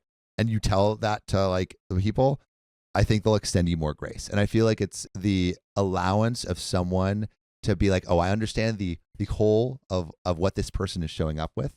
And now I can better accommodate them in my life and how I treat them. At least that's what I think. But I would love to know what you guys think. It sounds like a good take to me. I think my wife is cheating on me, but I don't have enough proof. So you shouldn't think your wife's cheating on you. My wife and I met when we were both in college. We were both working part-time and going to school full-time, and met while we were on lunch break from our jobs. I thought that she was very, very pretty, so I went to eat there again, hoping to see her again. She came up to me and started talking to me the next time we were both there, and I was sure that she was interested, so I asked her out. We quickly started dating, and after a couple of years, we got married. When we met, I was just finishing school, and the company I was working for part-time offered me a full-time management position. By the way, this comes from Throwaway a Worried Dummy, and if you want to submit your own stories, go to the r/OKStorytime subreddit. So my now wife was still in school, and I was paying for her college 100%. Dang. I actually started paying for her college shortly after we became a couple because she came from a very large family and they couldn't afford to help her. And working part-time, she didn't have a lot either. And I was then working full-time, so I paid for her schooling, and this is important later. She is very smart, brilliant, graduated with honors, and after a couple of not-so-great jobs, got a real good professional job that she stayed at for many years, making good money with very good benefits. During our dating years, our early marriage, we had a great spicy sleep life. We didn't have spicy sleep every single day, but when we did it, it was wild and sometimes very spicy. I was fairly popular in high school, captain of the football team, and college. I was in good shape, ran half marathons, etc. I guess I did okay with the ladies and had a number of partners and one long-term girlfriend that got a little spicy. My wife, however, was much more experienced than I am. She was younger than me, but had many more partners and had done much more than I in spicy sleep. She liked to party and go a little wild when she partied, so she had a bit of a well-earned reputation. I found out about all of this from a mutual friend right from the start, and I was good with it. If anything, it made me like her all the more early in our relationship. She would always tell me how good I was and how I was the first person that cared about her needs and got her off. That always made me feel good, and to this day I always make sure that she is satisfied before me. I'm fairly average in all ways, so I always felt the need to put in maximum effort to make sure that my partner wanted me and wouldn't stray thinking that they could get better spicy sleep from someone else. Sure, I'm a little insecure there. After a few years of marriage, I decided to pursue a dream of starting my own sports team, and it was a real struggle to get things off the ground. My wife helped me every single step of the way, and to make things even more interesting, we bought a big house at the same time. We were both working on our regular jobs and now working to get this new business going. I probably didn't get more than 4 hours of sleep a night for the next 20 years, dang. And that's not an exaggeration. Money was pretty tight at this time. Because of all the time that I was spending with my new team, I changed jobs a few times and was putting a lot of my own money into the team to build it up. My wife was bringing home more money than me, and there were a few arguments about money and how much I was spending, but all in all, we were rock solid. She was my best friend, wife, and lover. The team travels to events every weekend during the season, and probably 90% of the time my wife traveled with me and was by my side all the time before we had kids. Some events weren't far from home, so I would be home late that night even if she didn't go. This meant that I missed a lot of family and friend occasions. She went to many family and friends' weddings and other things solo. She even took a few trips with her single friends to the beach for a week to hang out and relax. She loves the beach. Shortly after our 5th wedding anniversary, I was looking for some team pictures. My wife told me to look in the drawers in a spare room. I found pictures of her bachelorette party. We had talked about it after. She had told me about all the drinking and dancing, flirting with some guys, and that it was pretty innocent and tame. My bachelor party was pretty wild, and some of the wildest things were done by her brothers, so I was a fairly good boy and wasn't worried about hers at all. Well, the pictures painted a little bit of a different picture. Her maid of honor brought her a spicy dancer and was nice enough to take pictures so she'd remember the night, I guess. There was a lot of booze, and the pictures showed the spicy dancer doing his thing and my wife grinding on him having a good time. Oh boy. The last photo showed him completely unclothed standing in front of her. She still had her clothes on, but with her hand wrapped around his junk. That's not part of the process. Gross. I was just like, what the F? I took the photos and immediately showed them to her and asked, what the F? She said that she didn't tell me about the spicy dancer because she didn't want me to get jealous and that all her friends were egging her on to touch him and she was quite wasted, so she did. But that doesn't explain why you've kept them in the drawer. What do you Keeping go look at them picture. like, the last time I was really happy. Like, Yeah, what? That's kind of weird. So weird. Yeah, like I would want to forget about that Yeah, if I'd I be really like- felt bad about it. Like, what? Yeah. She swore up and down that that was all that happened, and since I had done about the same at my party the same night, I didn't think that I could be too pissed. I was really only mad that she didn't tell me about it. She knew exactly what happened at mine. All her brothers told her. This did let me know that she could do something and leave out details when she told me and not feel that she was lying at all. It always left a nagging little doubt in my head about those beach trips and if she was completely honest about them. Fast forward a few years and things were greatly improving. We waited to have kids because we wanted to be able to provide for them properly. My sports team had really started to take off and was starting to make us money instead of costing us money. Sports team? Yeah, that's what he was doing this whole time. That's his business. When he said team, I thought he meant like a sales team. No, he said sports team. Oh, God. Oh, yeah. Wow. I know. Maybe being the captain of the football team is paying off. Yeah. What is he? What? I know. I'm like, how does that Is this work? guy playing in that weird baseball league, Keon? What is that? What is that called? Oh, Where the Savannah bananas? Yeah, but that can't be his league, right? No. He's probably talking about like some just weird adult league. No, he's playing like a rec football league. But they're making money. We both had good jobs and we decided that it was time to have kids. We had 2 children 4 years apart and everything was going great. Sports team was really taking off, winning championships, awards, etc. I started to become a little bit of a local celebrity. Everyone knew who I was. I was doing TV interviews, radio, etc. Just local and regional stuff. Nothing big time, but things were going great. In fact, between my 2 children's births, my wife and I were having the most spicy sleep that we ever had in our relationship. Wild, crazy times that we both seemed to enjoy very much. There was even some internet stuff, and she was the star. Remember, she is very, very pretty and a bit spicy, too. Okay. But this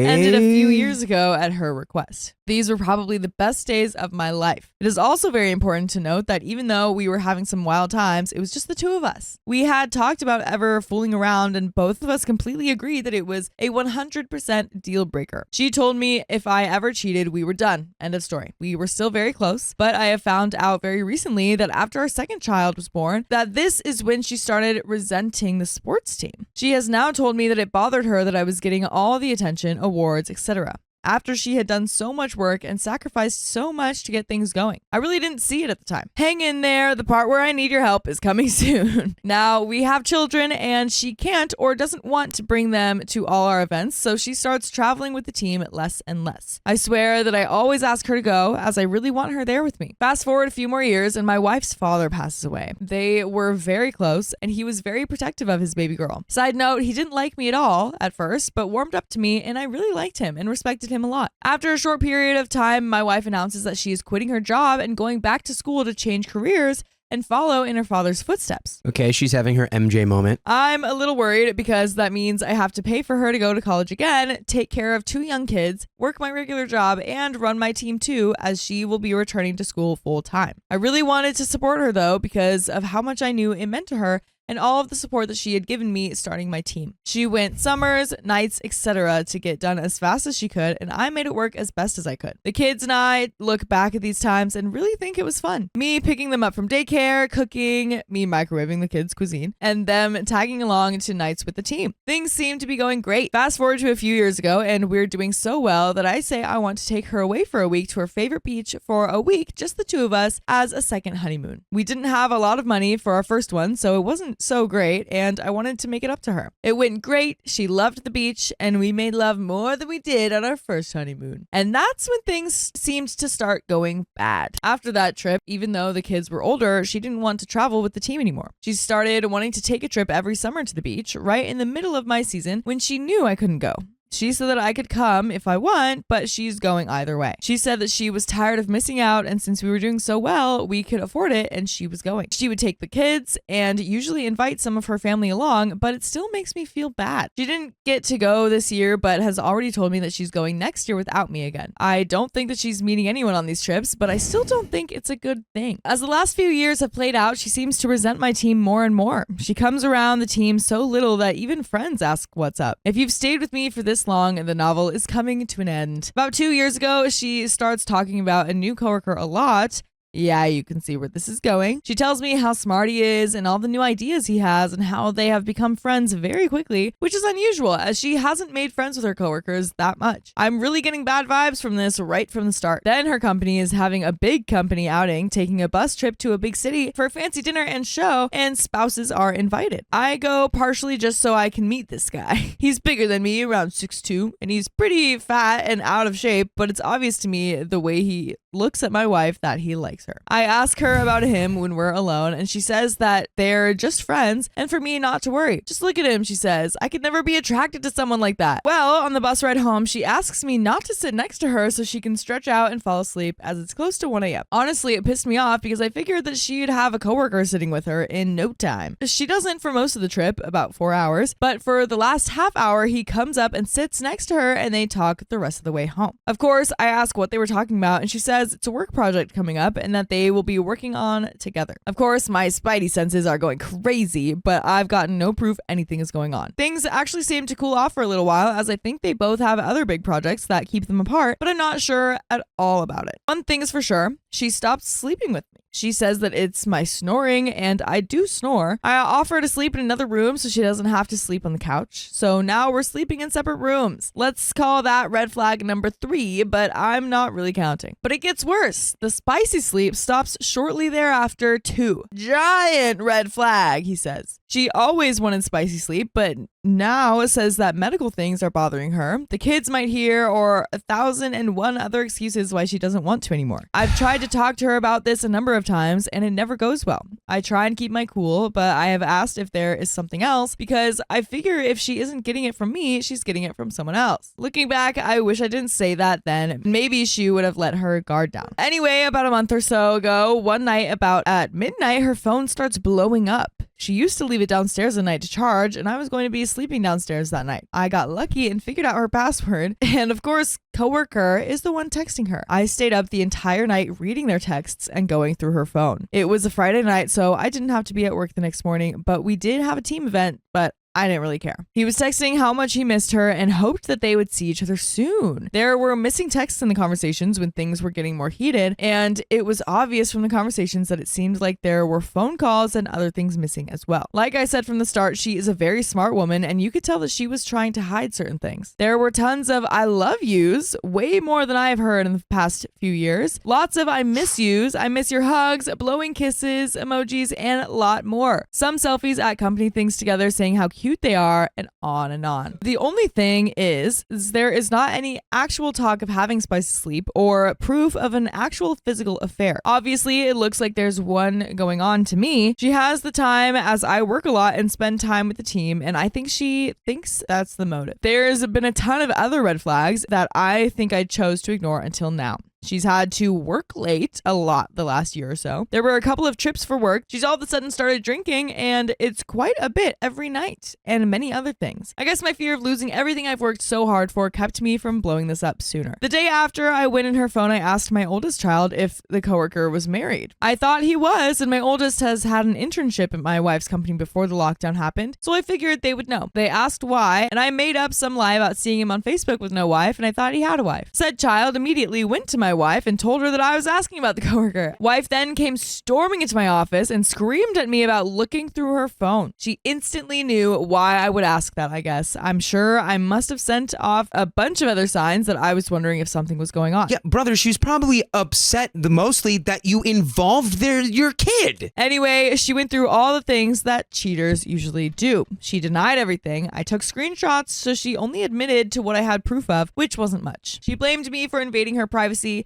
blamed me for a lot of other stuff too, basically turning it around that I drove her to seek this close emotional friendship with him, but that's all that it was. I knew that I didn't have any proof of anything else, so I said that I wasn't accusing her of anything, but she had to agree that it looked pretty bad from my point of view and how everything was going between us. She got madder because I was so calm and wouldn't yell back, and she stormed out. I looked at a lot of Reddit since then and realized just how many mistakes I've made. Since that blow up, she's been hiding her phone, she changed her passwords on everything, and has made sure that she's not going to let me find anything else very easily. I did ask her about this, and she tells me that I invaded her privacy, but if I want her phone, I can have it. I politely told her that I know how smart she is, and if she wanted to hide something from me, she's smart enough to figure out how. So where do I go from here? I just want the truth. We had one other talk, but it was more of the same. I don't want to lose everything, but if she's a lying cheater, I don't want that either. The worst part is that I still love her with all my heart. You sure? She's so smart, beautiful, a great mother to my kids who are both brilliant like her, tops in their classes. I know I'm not perfect. I can be pretty intense, work a lot, and have made many mistakes, I'm sure, but I've tried really hard to give her a good life. I just want the truth, no matter if it's going to hurt or not. No half-truths or trickle the truth to me. God, this sucks. Any good advice is appreciated. Thanks in advance. We do have some comments. Us Frosty says, the truth you seek is that your wife is emotionally involved with another man. She is already cheating emotionally, and yeah, there may be reasons for that, but that's the plain fact. If you want to try and save your marriage, then I would ask her if she would consider marriage counseling rather than obsessing whether the relationship is also physical. Exactly. If there is absolutely no way you could bear it if she is physically cheating and or your wife is not interested in counseling, then sure. If you have the resources, private investigator is the way to go. OP says, thanks. I have asked her 3 times to go to a marriage counselor and told her that I'm willing to do whatever it takes to make things better between us, and she flat out refuses.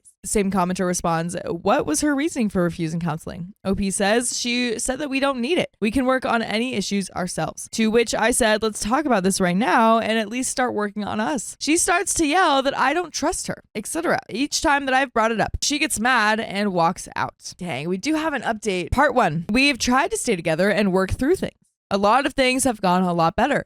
We've had more spicy sleep in the last month than in the last year, and it's been very good. After a few more rough patches, she's given me total access to her phone and all social media. He still texts, etc., but she only gives very short, usually one-word answers. I think he is still trying, but she's keeping her answers very short, mostly just about work. So all in all, really good, right? Well, our anniversary came and I really tried to do some nice things. Bought her favorite dessert, bought flowers, took time off from work to deliver them to her, surprise her. And she cried and cried. She said that she didn't deserve it and wouldn't stop crying. Oh, no, she cheated on you. Oh, man. She would not tell me what was wrong. This happened twice. Seemed like serious guilt to me. She wouldn't tell me what was wrong, so I'm left to think the worst. She also accused me of tracking her with GPS, which I'm not, when she was going out to lunch with coworkers. She said that I would see it on the GPS that I'm tracking her with, so she wanted to let me know why she was going there. Maybe it's not a bad thing to let her think that I am.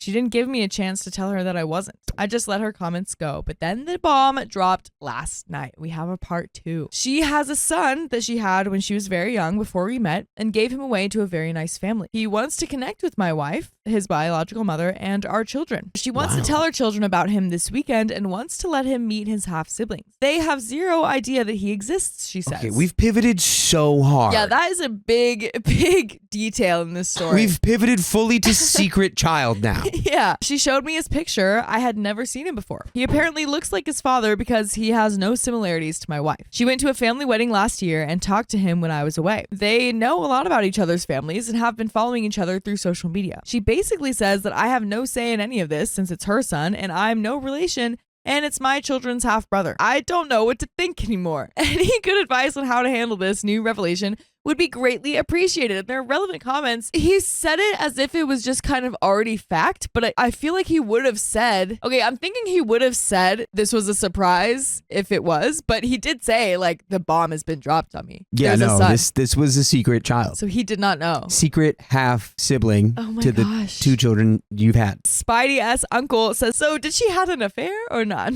OP says, emotional for sure. Physically, I'm still not 100% sure. She won't admit to it, but all signs point to yes. I'm treating it like it went that far, proof or not. Shocking First Bullet says, for things like this, I think the best approach is to take it slow for everyone's emotional well-being. Maybe you and her can take him out for lunch one day and just spend a day getting to know him, and then the kids maybe after that. Opie says he is quite a ways away, so it would have to be a planned thing to meet him. I think you're right, slow is best for everyone. This could really change how my children look at their mother. I think they always thought that she was perfect. She has been a great mother, so that will never change no matter what, even if her and my relationship changes.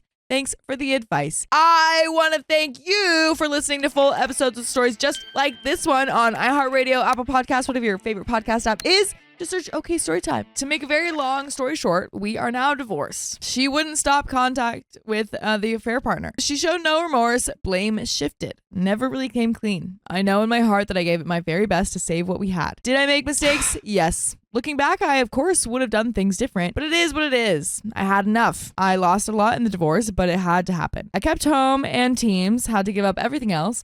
Retirement savings, etc. Whoa, but it was worth it. But I'm good now. Still hurts to think about it, but it gets better every day. Enjoying all the things in my life again. My brother and his family have really been there for me. Thanks, bro. I don't want to be too long, so if there's anything else, I'll try and answer. So there's your final update. And there are some quick relevant comments. Odd Damage 4689 says, read your other 2 posts. Scary that you can't even trust your own kids. What was their reaction to divorce? Did they admit to knowing about the affair? What's your feeling towards them? Did they meet their half-brother? Is your ex-wife with a affair partner now? OP responds, I'm still talking to my kids, but the relationship is different now. The younger one did not know anything was going on. The older, I think, did, but won't admit to anything going on. Says that they were trying to avoid conflict. I have very mixed feelings, but I still want them in my life. I was there when she told the kids. They both said that they want to meet their half-brother, but as of today, they have no plan on meeting him. I was amazed about how they reacted. They seemed happy to hear that they had a half-brother out there and didn't seem bothered at all that their mom hid this for their whole lives. Something happened, I have no idea what, and I really don't want to know. But she seems to hate the affair partner now. He probably dumped her now that she's single. Modern Plaza Slave says, note to self, don't get married. I don't know if that's what we need to take away from all of this, but go ahead, I guess. That is the end of that very long story. Yeah. Wowza. My husband spent thousands of dollars on girls he was cheating with. Now we're in debt. We? Who is we? Not anymore.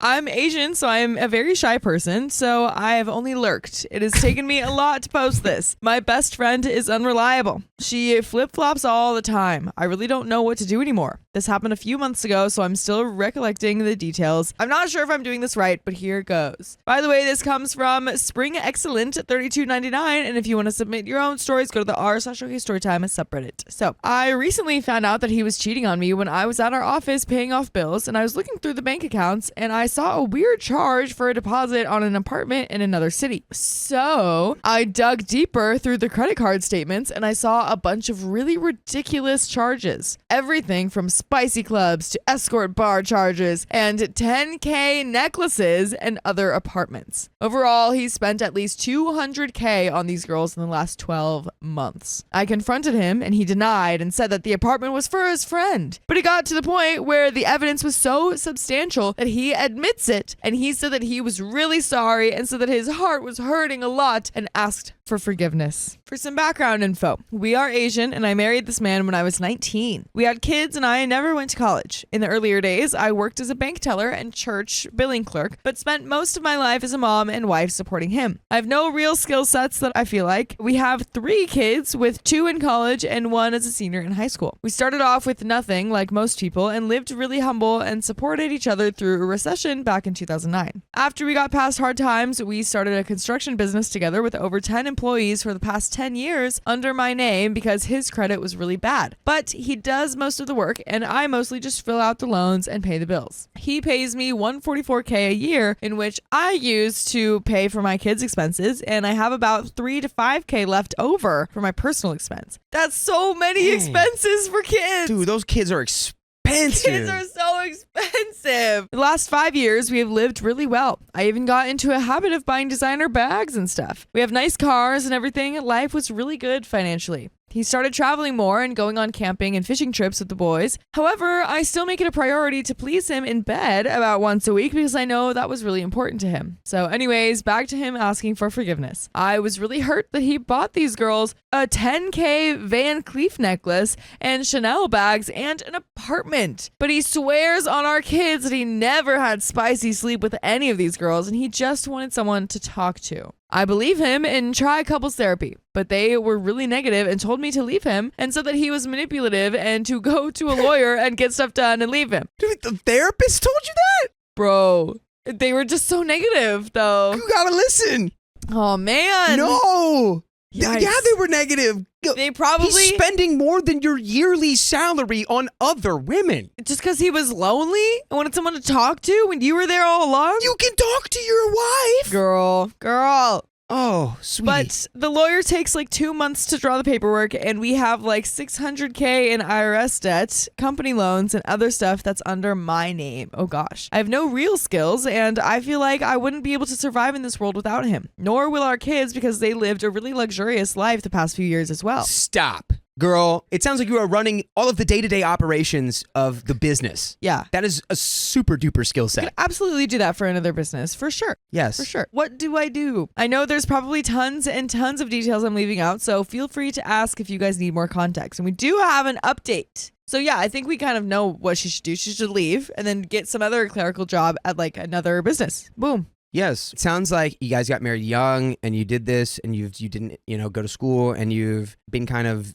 doing everything as a unit. I think now is the time for you to step back and be like, what is it that I want? What is it that I enjoy? But we do have an update. Update number 1. What the F do you mean we owe a lot of money? So I'm guessing that was a comment. We have a construction company. We owe about 2 to 3 years of IRS taxes. We also have a mortgage that's under my name and some company loans that we took out under my name as well because I'm the owner of our company since he has very bad credit. Update number 2. I saw a lot of comments saying that he might have spicy sleep with these women, but I have no real proof. He has looked me in the eyes and swore on our children that he didn't have spicy sleep with any of the girls. He knows I'm religious and wouldn't swear on the kids if he didn't mean it. Update number 3. In response to Voodoo Duck and others about tax attorney and so forth, we have a tax attorney guy already. He is trying to help extend the deadline on the IRS taxes. I'm not sure how much it would help if there was fraud on the company because it's under my name. I don't think he's with any of the girls anymore. He admitted that he was dating this girl for like 6 months from like September to March because he had gotten her an apartment and also a BMW X5 for her Christmas gift. But apparently she left and ran away overseas. Yeah, they were dating for 6 months but never slept together. Yeah. Never. Bought her an apartment and a car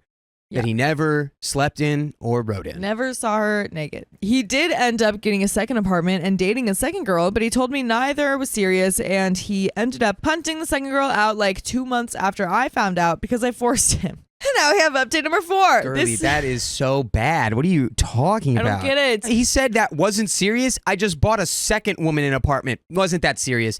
Yeah. After you confronted me about it, I kicked her out. A whole apartment for someone. Like, that's crazy. Dude, the first girl ran away and then he did it again.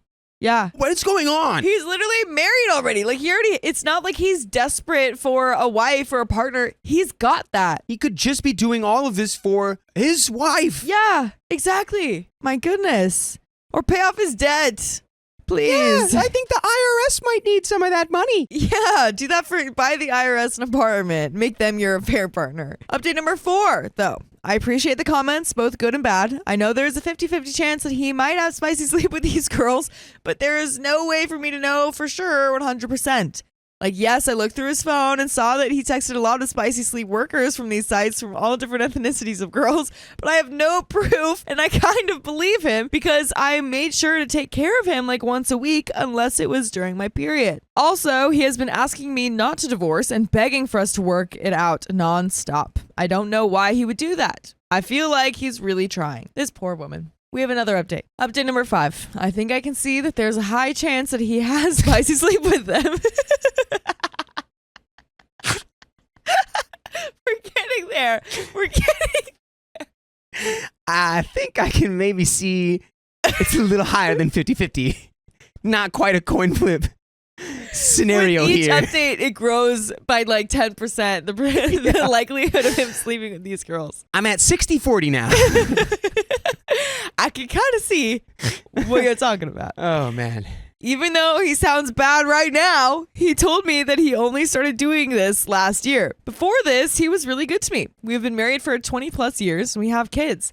When we first met, my parents were in debt and he helped us out. He used to work really, really hard for the sake of the family. He was a decent human being to me. I swear. This is a lot for me to deal with. So if you guys tell me to leave him, please let me know how I can survive. And update number 6. I know it's hard for you guys to believe, but yes, I still really care about him. It's not something I can change because we have been together for a really long time and we've raised 3 kids together. I used to be a really demanding person and he did a lot for me back then. I did move out of the house and got my own apartment following the lawyer's advice. I still make an effort to see my kids and he comes to see me every week. Last month when I went home, he was asleep past 11 a.m. and I went through his book bag and found a second phone and pills with no label. Oh boy, we're getting into other territory here. He told me that he was a regular user of Adderall and spicy flour, and that he takes 100 milligrams every 2 hours because he needs to take all this for work and focus. Otherwise, he will think of the bad things he did to me. He says that he buys it on the street. Yeah, buddy, you're in addiction. I do this because I can't deal with how much I hurt you. Yeah. Well, That's crazy. this is going to hurt you too, so... You would just stop hurting her. Yeah. I felt really bad for him because he's still working hard and trying to keep the company running, and he has to resort to substances to do it, and it's all my fault. No, it's not. No, it's not. It's 0% your and fault. the way he said it, definitely, like, if he's already controlling her and, like, manipulating her in a way, like, I knew she would think that. I knew she would think that from, like, otherwise, I'll think of the bad things I did to you because I'm such a terrible person. Right. So I'm doing this. I feel so bad. Like, it's my fault for existing? Yeah. Like, come on. No.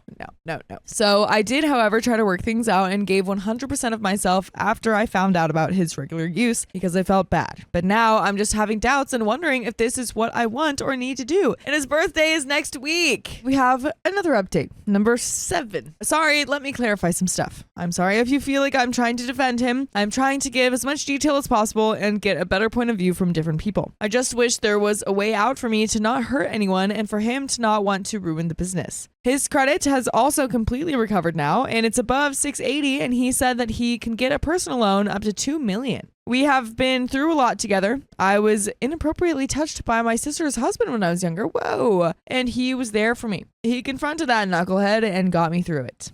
Update number 8. This is probably the last update for me. There were a lot of hateful comments, and it really hurts.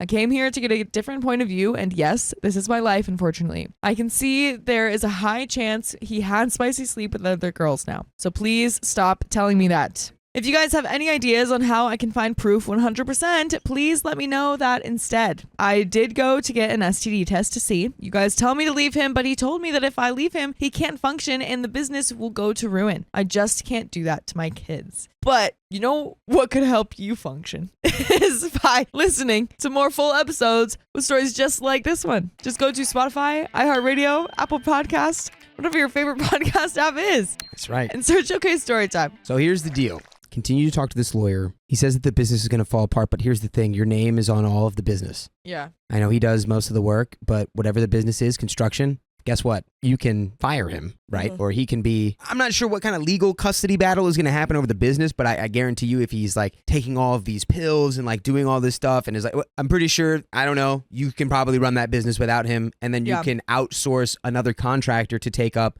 you know, him doing actually the physical work. Exactly. Definitely. I think it sucks because that is really the truth of it. If you leave, he might just completely fall down this hill and his problems will just snowball and get so much worse.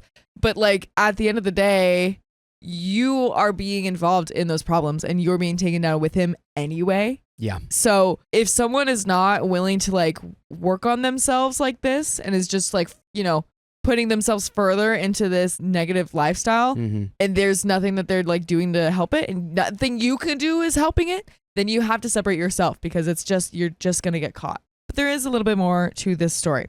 My oldest daughter is 20 and doesn't know what to do with her life. She still needs us and asks us for money. She wouldn't be able to move out and survive on her own. My middle child is just about to start college and her dorm and tuition are expensive as well. She has been set on this career since she was young and I can't take this away from her. My youngest son, he's still a kid and he's going to start college next year. I can't support them and he's the only source of income for them. For the people that left and got away, how did you make it? Ooh, and that is the end of that story. I became a doctor for my fiance, but she's still not satisfied. You know, there's always a better doctor. Why not a surgeon? She'll never be satisfied. Chased my fiance all my life. Tried hard to be successful because she wanted a doctor. She's still cheating. Oh. Oh, I mean, she still wants a doctor. She still wants a doctor. You know, she wants to be with the doctor. She wants to sleep with the neurosurgeon because they give better head. Ooh. Advice. They do better head surgery. Let's go. That was no, you didn't have to explain it. We got it. I know if people are going to see this, they're going to call me a stalker or a simp or whatnot, but it is what it is. By the way, this comes from Embarrassed Ad 5871, and if you want to submit your own stories, go to the r/OK Storytime subreddit. So, I, male 28, have loved my fiance, female 27, since the day I have known what love is. We met when I was 15 and she was 14. She was beautiful, like someone you'll see once in a mall. What? And remember her even after 10 years. I'm sure everyone has at least once seen such a girl. She was also sweet and fun. She had many issues at her home, which affected a lot of her life choices, but you'll never see her in a bad mood. Oh. But she was materialistic, and she like never that denied mall that. girl, you know, the She's always girl at the that you mall. see, she's always at the mall. She always wanted good things, and she accepted it. I liked her for it because she wasn't pretentious or fake. She knew she wanted that diamond, and she owned At it. Tiffany's, yeah, she wanted that Tiffany mall diamond. When I first interacted with her, she made it clear she will only marry a doctor. She also had good reasons and a story for it. What are the reasons? And I do acknowledge that. I accepted it. See, I wasn't very good at studies, but not an absolute dumb butt either. So I gave it my everything. We live in India, so if you're a middle-class kid, you have to pass a crazy hard competitive exam to get into a good government-run medical school, because frankly, we didn't have enough money to get into a private one. I had to try 2 years after graduating high school to finally get into medical school. All while I was stuck at home trying to study, and she was doing a degree in arts after high school. When I was preparing for the entrance, she was just a friend. Not too friendly, but not too distant either. Well, wait, so he's been in love with her since he was 15? Yes. And she was 14? Yes. But They weren't together. They weren't together. She was, yeah. So he's like, I got to become a doctor before I can spit game? When I was preparing for the entrance, she was just a friend, not too friendly, but not too distant either. She made it clear it was nothing more than friendship. I also heard about her dating other people, but I didn't care much, because in my mind, I always thought of marrying her eventually. Man has too much faith in himself. He's got vision. I know this sounds creepy, but it's how my mind worked. So when I finally got into medical school, she changed. She got more friendly to me. She broke up with her boyfriend, and then we started dating after a while. Let's go. Girl knows what she Medical wants. school Riz. I'm calling it out right now. She's an opportunist. Yeah. Well, Yeah, you don't want to that's date pretty someone who straightforward. wants to be in a relationship based on what profession you have. The thing is, it seems like she's pretty straightforward about that. She's She like, is. I'm an opportunist. I'm materialistic. And he's like, I knew that about her and I loved yeah, her. I love that. Those mall women. Medical school is long. So when I was in school, she had already graduated and was teaching in a secondary school, which was not very stable or high paying. But she stuck with me all through the medical school. She's playing the long game. Mm-hmm. After I graduated, I joined a hospital. Pretty good pay. Although I had long shifts, the pay was pretty good. During this period, she told her parents about me. Her parents were pretty happy too, because in India, everyone wants a doctor's son-in-law. That they do. We have been engaged for a year now. We would have been married already, but I'm doing postgrad in dermatology, which is how I found out about her cheating actually. Oof. Ooh, should have been a surgeon. Yeah. And it is quite hectic to even attend someone else's marriage, let alone be mine. Although dermatologists are up there. Like those are Yeah. that's They make a lot. Yeah, they make a lot. 2 weeks ago, I saw my fiance had red spots on her body, mostly on her back. I checked everything and I diagnosed it's possibly due to bed bug bites. Ah! Ooh, yeah. But wait. But my bed doesn't have bed bugs. Where are and you your getting those bed bed doesn't bugs? have bed bugs. Where are you getting the bed bugs? But I just told her there are no issues because we'll just clean our houses and it won't happen again. So we checked both our places. She has rented a house near to her school, and I have a hostel room in the hospital premises, which the hospital provides to PG trainees. Although I mostly live at her place. We didn't find anything much. Anything much? Did you find like a couple? What is anything much? So I told her I must have diagnosed wrong, and I told her we should get her blood tested. She was very hesitant because she's very afraid of needles. So I told her to come to the hospital the day after when she got free from her school. The next day, she came to the hospital from her school with a male colleague. I had met him earlier, so I was cordial to him. We got her blood sample to pathology lab and started to talk with this colleague of her. I asked him where does he live, and he told me where. That just rang a huge effing bell in my head, because you see, in OPD, we see hundreds of patients in a day of the surrounding areas. We see many people from the same area have papular urticaria, which is a fancy way of saying insect bites. The bites can be of any insects or even bed bugs, but that particular area has a swamp area which gets dried out in summers, and the whole area gets papular urticaria symptoms. It's a common regular thing, and everyone in our dermatology department knows it. So I just blurted out, do you have any red swellings on your body or anything?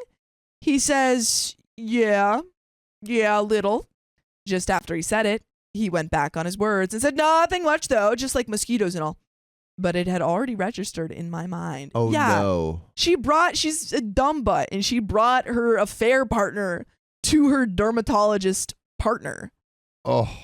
After he left, I took my fiance back home, but I had this feeling that didn't go away. The next day, I saw her reports, and she had no issues. So I just called her and told her I found no issues. I just took insect bite meds for her and gave her them. In 2-3 days, she was all right, but I couldn't get the feeling out of me. So one night, I checked her phone when she slept. I went through her phone. I had never done it in my life, but I found nothing. Nothing. But I couldn't get this nagging feeling to go away. And the nagging feeling is that she's probably sleeping with this other doctor. I just want to point out how, like, gullible and just naive you would have to be to not have any warning bells go off when your fiance brings a colleague to a dermatologist appointment. Like, why would she have brought a colleague to a dermatologist? That doesn't, like, I'm not bringing you guys to my dermatology What appointments.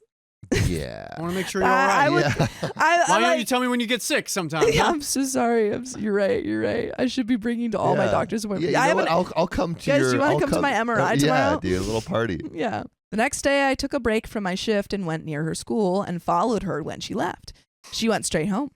When I saw this, I just scolded myself for being such an a-hole and being so suspicious. But for the next 3 days, I kept doing the same. On the third day, I saw her leave with that colleague, and I saw them go to his house. Uh-oh. Here, my world shattered. Why is she cheating on him with a man that has bed bugs? I mean, it's like a little party in there. Wait, don't you see? If you have someone that's a doctor, they can treat any symptoms you get as you cheat. I guess so.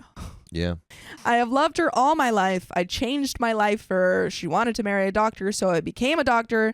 Didn't she say she'll be with someone who's more successful than her? Then what the heck was she doing with this bum? I have nothing against teachers, but he literally earns in 4 months what I can earn in 1. But it's not Why about the heck did I work this hard? Why the heck did I love her so much? Since that day, I've said nothing to her because I don't know what to do. I have built my whole life around her. I just keep saying to myself what I didn't have that she had to go to someone else. I know I'm not super handsome, but I'm not that bad looking either. She is way out of my league, I know, but I have worked all my life so that I could be able to be someone she can remain with. If this is what she wants, why has she stayed with me all these years? You know I have had no issues with her ever. She's been the perfect girlfriend. She cares for me. She supports me. I have literally slept on her lap for hours while she sat there stroking my hair. So what is this now? Where did this go wrong that she has to go to someone else? What were the last 8 years? Okay. I mean, there's a difference. But just so close. Yeah, go hit it. I know this is getting quite long, but I have nowhere to go. I don't have many close friends because she was my everything, because my life revolves around her. I can't tell this to my family because I don't want anyone else to find out. What do I do? I know it might be that no one sees this, but what am I supposed to do? Okay. I have thoughts. I have thoughts too. 1, you should never date someone who says, like, I want you to be this and I will only see you if you are this. Your first mistake was going for the exact type of person who would do this. Yeah, she's materialistic. She wants to be married to a doctor, but she probably wants to hook up with people that are hot. She broke up with her boyfriend because you went to med school. Which is ridiculous. Second, I don't think, and this might be controversial, I don't think your life should ever revolve around your partner. That's not controversial. Okay, That's all just right. true. All Yeah. right. You shouldn't. I mean, like that's the age-old thing that parents tell their kids: don't go don't go to school Yeah. because your partner's going to that Yeah, school. Don't yeah. follow someone to college. And you know? I think like don't change your life trajectory because of what a partner wants you to do. But also I think like you become uninteresting if Yes. you do everything that your partner wants you to do. Like, do you have any interests of your own? Yeah, like I think like people are interested in people that Are authentic. that are authentic to themselves and are actually exploring what they want. And as soon as you give that away, you are just an extension of them rather than your own person. Yeah. And that's not an interesting person to begin with. Yeah. And to be Because- clear, sorry. Because if you focus on them, you lose yourself. Yeah. Exactly. And to be clear, she's obviously awful. We know that. Yes. You never deserve to have someone cheat on you. However, when you chase after the shallow girl, she's got to be shallow. Yeah, I think in a relationship, there are a couple things that need to be taken care of. There's the relationship, there's your partner, and there's yourself. And if Yeah. like you need to take care of all of those things in equal segments, right? And it sounds like you are not taking care of yourself at all. Yeah. But Reading there is an update. All right, let's hear it. I'm updating this to address all the people who have commented. People who have given me genuine advice. I thank you. I will try to keep in mind everything you have said. I have also offended people by disrespecting teachers. Sorry. I was feeling very low and the negativity just came out. I don't think a man feeling low or having low self-esteem and saying that honestly here will bring so much negative emotions in people. Some people have been outright hostile and harmful. I do understand that people don't like a man being weak. I'll try to strengthen that about me. Good. Just be yourself. Be yourself. Be Stop. yourself. He's literally doing it right here. You're He's doing- like, I have yeah. to change myself because people want me to. Oh, what do you want? Who do you want to be? Who do you want? Be who you are. are you? Who are you? Yes, I do accept I'm coming off as naive, obsessed, and whatnot. Emotional attachment of 13 years does not go in a single day. If it does for you, then maybe I'm not as strong as you. But all of this negativity has at least numbed me. I do think this will help me to confront her and face up my life. I didn't think I was emotionally strong enough to do that, so I guess it helped me a little.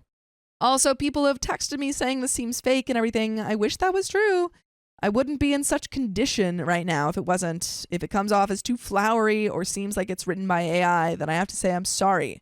I can't write in bad English purposefully. Our Indian education system has crammed into us the power to write in correct English with slaps, sticks, sandals, and whatnot. If there are grammatical mistakes and anything else, I will accept that. And no, I'm not harmful. I've never been. I come off as a stalker, following her and everything, I know. I miss some of my medical duties for that, which I never thought I will. So I think I can't go any lower than that. And there is an update. Which means you can go lower. Yeah. I'm worried. I am worried. I feel like man is not in a. I feel like he has not been a like solid. No. I feel like he hasn't known himself for like since he was like 14. He lives on a pile of jello. Yeah, he lives for another woman. This Mhm. jello of a woman. Yeah, like he says that he loved her. He's loved her since he was 14. You didn't even know her. You didn't know her at You didn't know 14. her. And more importantly, didn't know yourself. Exactly. Jeez. We are Thanks. On the changeable edge session. people. Anytime. I baby am girl. certainly not the person I was at 14. Updates. I've talked to her. Okay. Oh wow. She admitted cheating. That was easy. Wow. Wow. There We go. talked. And She she's didn't like- object to anything I told her. She's like, yeah. Yeah. True. What are you gonna do about it? Nothing. She has told me she will respect whatever I decide. It was a messy thing. I am not in a state of mind to describe anything more. Low key, I feel like that sentence was, I don't really care what you do. Yeah, he was like, did you cheat on me? Yeah, Yeah. What's it to you? I guess nothing. I guess I'll respect whatever you choose to do after this. Yeah. Okay. I think this will be my last post here, so I'm making some things clear. I've already missed a lot of my hospital duties. We're not allowed to do that. I'm surely going to face the consequences, but I want to take a short break. I know people are going to blast me for it, but I'm not going to dump her right now. That's not how it works here in India. If I do Ugh. that, even if nobody else knows why, everyone is going to point fingers at her and brand her all sorts of names. Societal pressure is a big thing in India. I don't wish it on anyone, even if they were my enemy. People have given me genuine advice. Thank you from my core. I haven't been able to reply to you all. I will when I'm okay. A lot of you have pointed out my flaws, that I'm obsessive, spineless, a stalker, and many more things. Oh.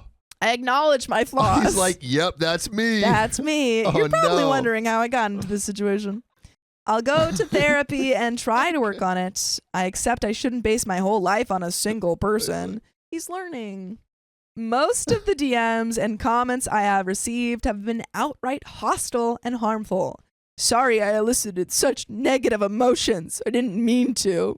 Oh, dude, I'm like, I feel bad for this guy. he's like a little slug. Yeah. And he's like, oh, I'm so sorry. Like you kick him and he stays down. Also, I have painted her way too negatively in my previous post. What is it? What, like, how do you get out of this? What do you mean? Like, how do you stop being like such a slug? You go to therapy. Well, or an alpha male boot camp. Yeah, I was you about to say that, yeah. That's how I you was get better. low and I shouldn't have done that. I accept it. She is materialistic. I don't deny that. But she's never been a gold digger. That's literally what she that's what she did. You met her at the mall. At the mall. She's I think that was materialistic. more metaphorical. And I think she's not she's a future gold digger. Furthermore, whenever I want to buy something expensive, she shouts at me not to. She's materialistic in the sense she wants to have good assets in her life, which we can both use for a long time. I was sorry if I misled everyone and didn't make it clear. I think you're misleading yourself. Yeah, I mean, I think she wants to have a lifestyle that is super flash and flush, but she wants to hook up with whoever she wants. Yeah. She Her wants to wanting have to both. marry a doctor has a good reason, which I had pointed out in the post. Yeah, she wants your money. I Yeah. know it and accept it. No, I'm not going to share it because it's very personal. Oh, okay. So he's implying there's another reason that she has. What's the other That's reason? too personal to share. By the way, it's not too personal to share. What? The fact that you can listen to full episodes of stories just like this. Just go to Spotify, Apple Podcasts, or iHeartRadio and search up OK Storytime. But there is a little bit left to this story. Do you have any final thoughts, Sam? I feel like everything, like this guy in the post is he just has such a defeatist mindset. Yeah. He needs to instill himself with some self-confidence, which what I Big think time. I don't know if he's going to be able to do that in this relationship. I feel like No. he's going to be constantly trying to appease her. I mean, he found out that she was cheating. She made no attempts to apologize or lie about it. No. And he was like, well, I guess we're staying together. My prediction is he's just going to stay together with her. She's going to keep cheating, and Yeah. he's just going to like accept that. Yeah, he's like, well, no, she's actually not that bad because he's so Yeah, in yeah. love with her. Yeah. She has never been exploitative or manipulative before. She has always been very devoted and has always put me first. That's just not true. Yeah. That's why this incident was so heartbreaking. I'm not defending her mistakes because even if she didn't, she accepted. I'm also looking to accept all of the mistakes I have made. No, she didn't blame me. I'm doing this on my own. We know. Because I've received so much feedback here. And no, neither me nor she has ever been harmful in our relationship. Everyone has small fights. That's all we ever have. I'm looking forward to improving myself mentally, emotionally, and physically. I have not been emotionally strong, as many of you have pointed out. I hope to work on that. I mean, the Thank you. first step is breaking up. Yeah. The thing is that OP's like, I have to be emotionally strong for my fiance. No, you have to be emotionally strong for you. Yeah. You.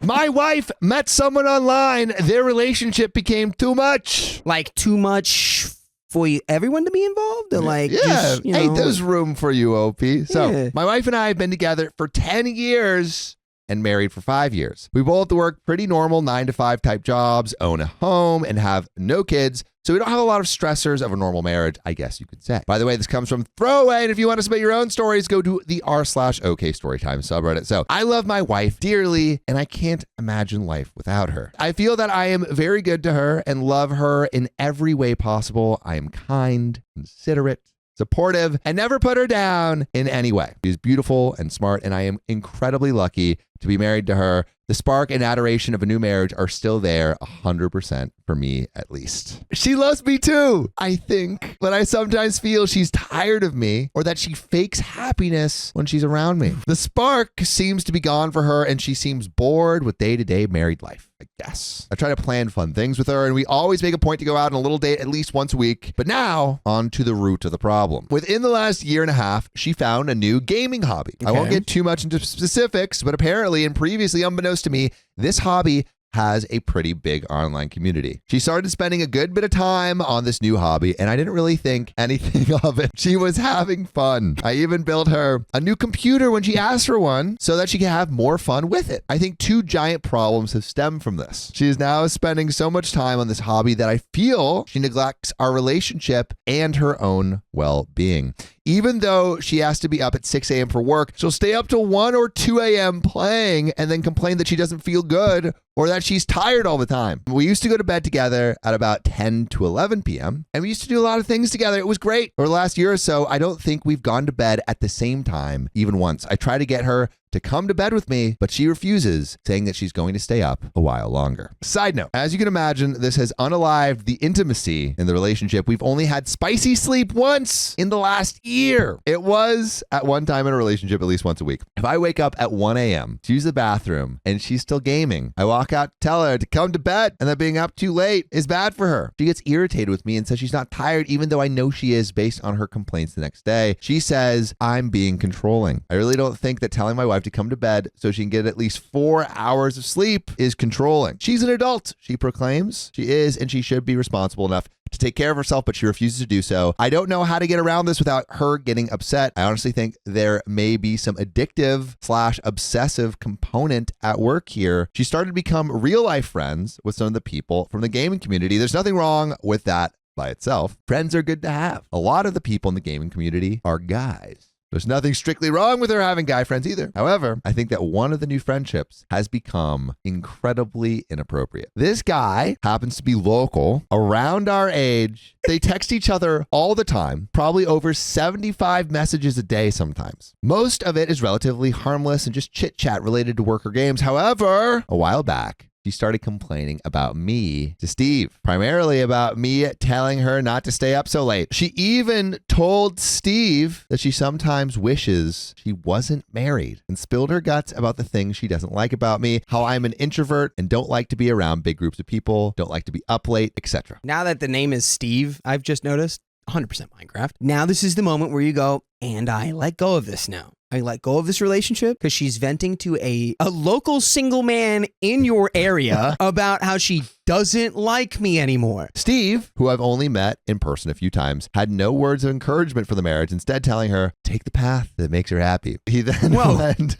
on to talk about how he was previously married and is now divorced, so on and so forth. His language with her got really soupy at that point, and he told her that he cared very deeply for her and that he just wants her to be happy. I discovered all this when I got on the computer one day and her chat window was still open. Perhaps it was wrong of me to read it, but I was pretty suspicious of this guy at this point. And I confronted her about it, and she, without much emotion, told me that she was frustrated about some of the things in our relationship and that she and Steve were just friends. I told her that this language makes it incredibly obvious that he has feelings for her. I asked her to confront him about it. She did, and he admitted that he is struggling with himself because he likes her as much more than a friend. I told her it was incredibly inappropriate and that he shouldn't even allow himself to get to that point. I told her that I don't like him and I don't think it's appropriate for them to spend time together anymore. She assured me that I have nothing to worry about and played the "don't you trust me" card. I told her that I don't think they should see each other one-on-one in private anymore, which they had been doing once a week to play games at our house when I was at work. Once again, she told me that I had nothing to worry about, that nothing inappropriate had happened, and that nothing inappropriate would happen. I believe her when she says nothing physically inappropriate has happened, making an effort to not be controlling. I relented, and they have spent more time together since that discussion. Meanwhile, they continue to chat like crazy all day and night. She stays up way too late, and even when Steve tells her to go to sleep, she just says that she really likes talking to him. I feel like she's trying to hide that from me now. I still have her Facebook login though, and read back through her conversations with him. Say what you will about that, but I have a dang good reason to be doing so. The conversations are mostly harmless still, but there's still some cause for concern. They were having a somewhat silly conversation one day, and my wife said, "I love you," with a sort of heart/smiley emoticon thing.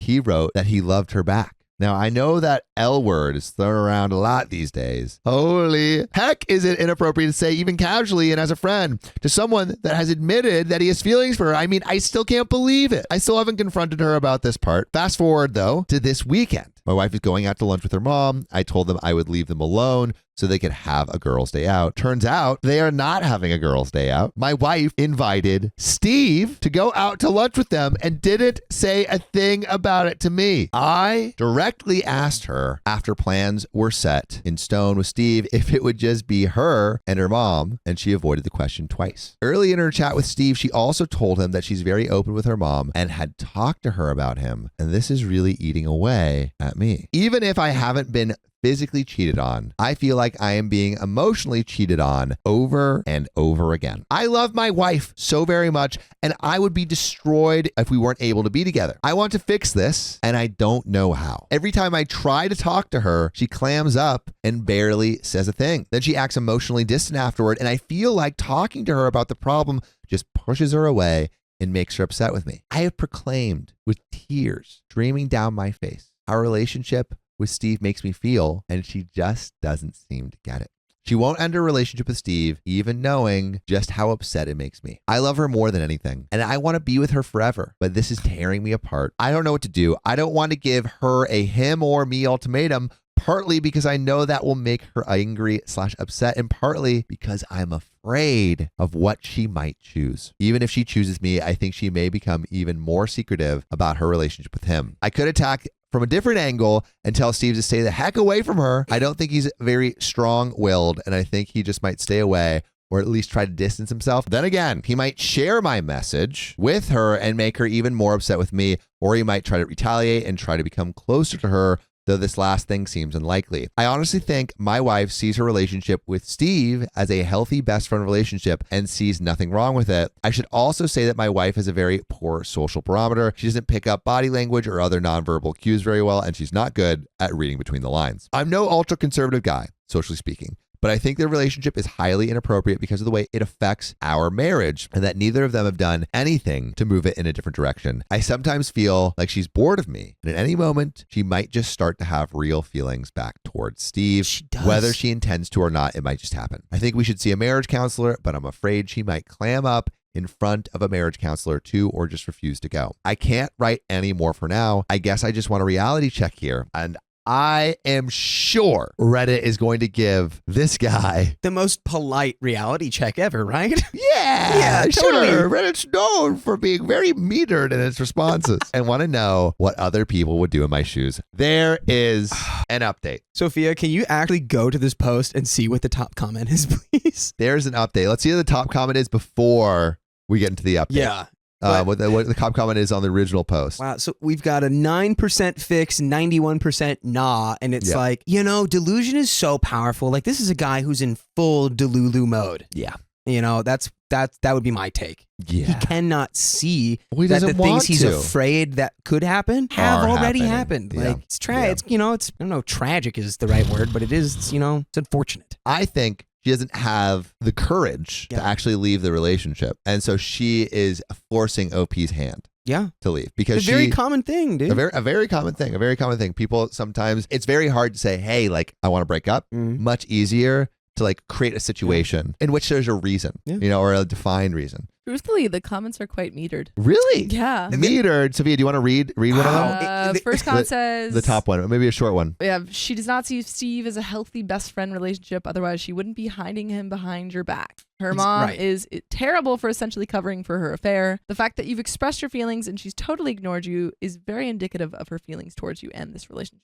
Yeah, I completely agree with this comment. If it was a totally normal best friend like behavior, It would be an open phone policy. We got an update. Well, Reddit, you were right about a lot of things. To continue where I left off, I had last discovered that my wife planned a secret lunch with a guy I believe she was having an emotional affair with, Steve, on what was supposed to be a girl's day out with her mom. I confronted my wife when she got home, and I asked her straight if it was just her and her mom at lunch. She looked straight at me and said yes. I asked her again, are you sure about that? Again, she said yes, looking at me like I was crazy. Then I changed my tone and told her it's time to start telling the truth. Again, she acted like she had been telling the truth. I told her that she was lying and that I know she was actually at lunch with Steve. I don't know what I expected at this point, but I sure as heck didn't get regret or sorrow from her. She angrily demanded to know how I knew. I told her how, and I now realize this was a mistake. I'll get to that later. She was angry I had spied on her to find out that she was lying, and she showed no regret whatsoever. Yeah, of course not, because she's got defensive mode on. She's trying to win. She's trying to not be bad. So I immediately told her that our marriage was in serious trouble and that we're going to marriage counseling. She quickly said no to that. She said she didn't need any counseling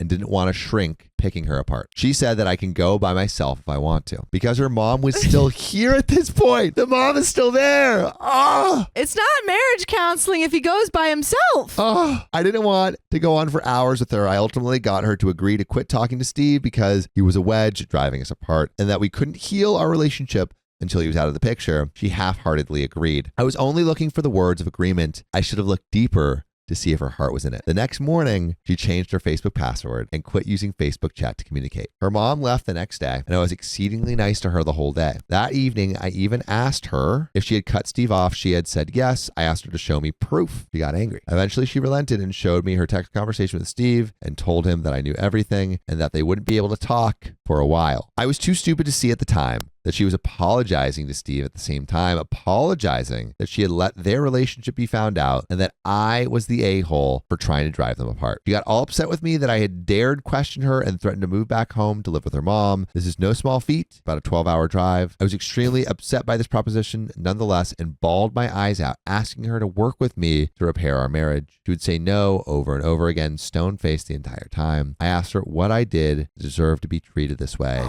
And she just said it was a lot of little things. Well, she sure as heck didn't tell me about most of them. I asked her to name some instances. One of them was getting upset at her playing video games until 2 a.m. Another was when I had a crappy time at a bar and wasn't really social with her friends. I wasn't a wiener. I just kept myself. To my defense, I had a cold and was in no mood to be at a bar. That's all she could specifically cite. Again, I finally got her to agree to have an open heart and try to work with me on our marriage. And things smoothed out a bit after this. I was exceedingly nice to her in every possible way. I bought her flowers every week, took her on dates at least once a week, and began to show interest in some of her hobbies like yoga and her video games.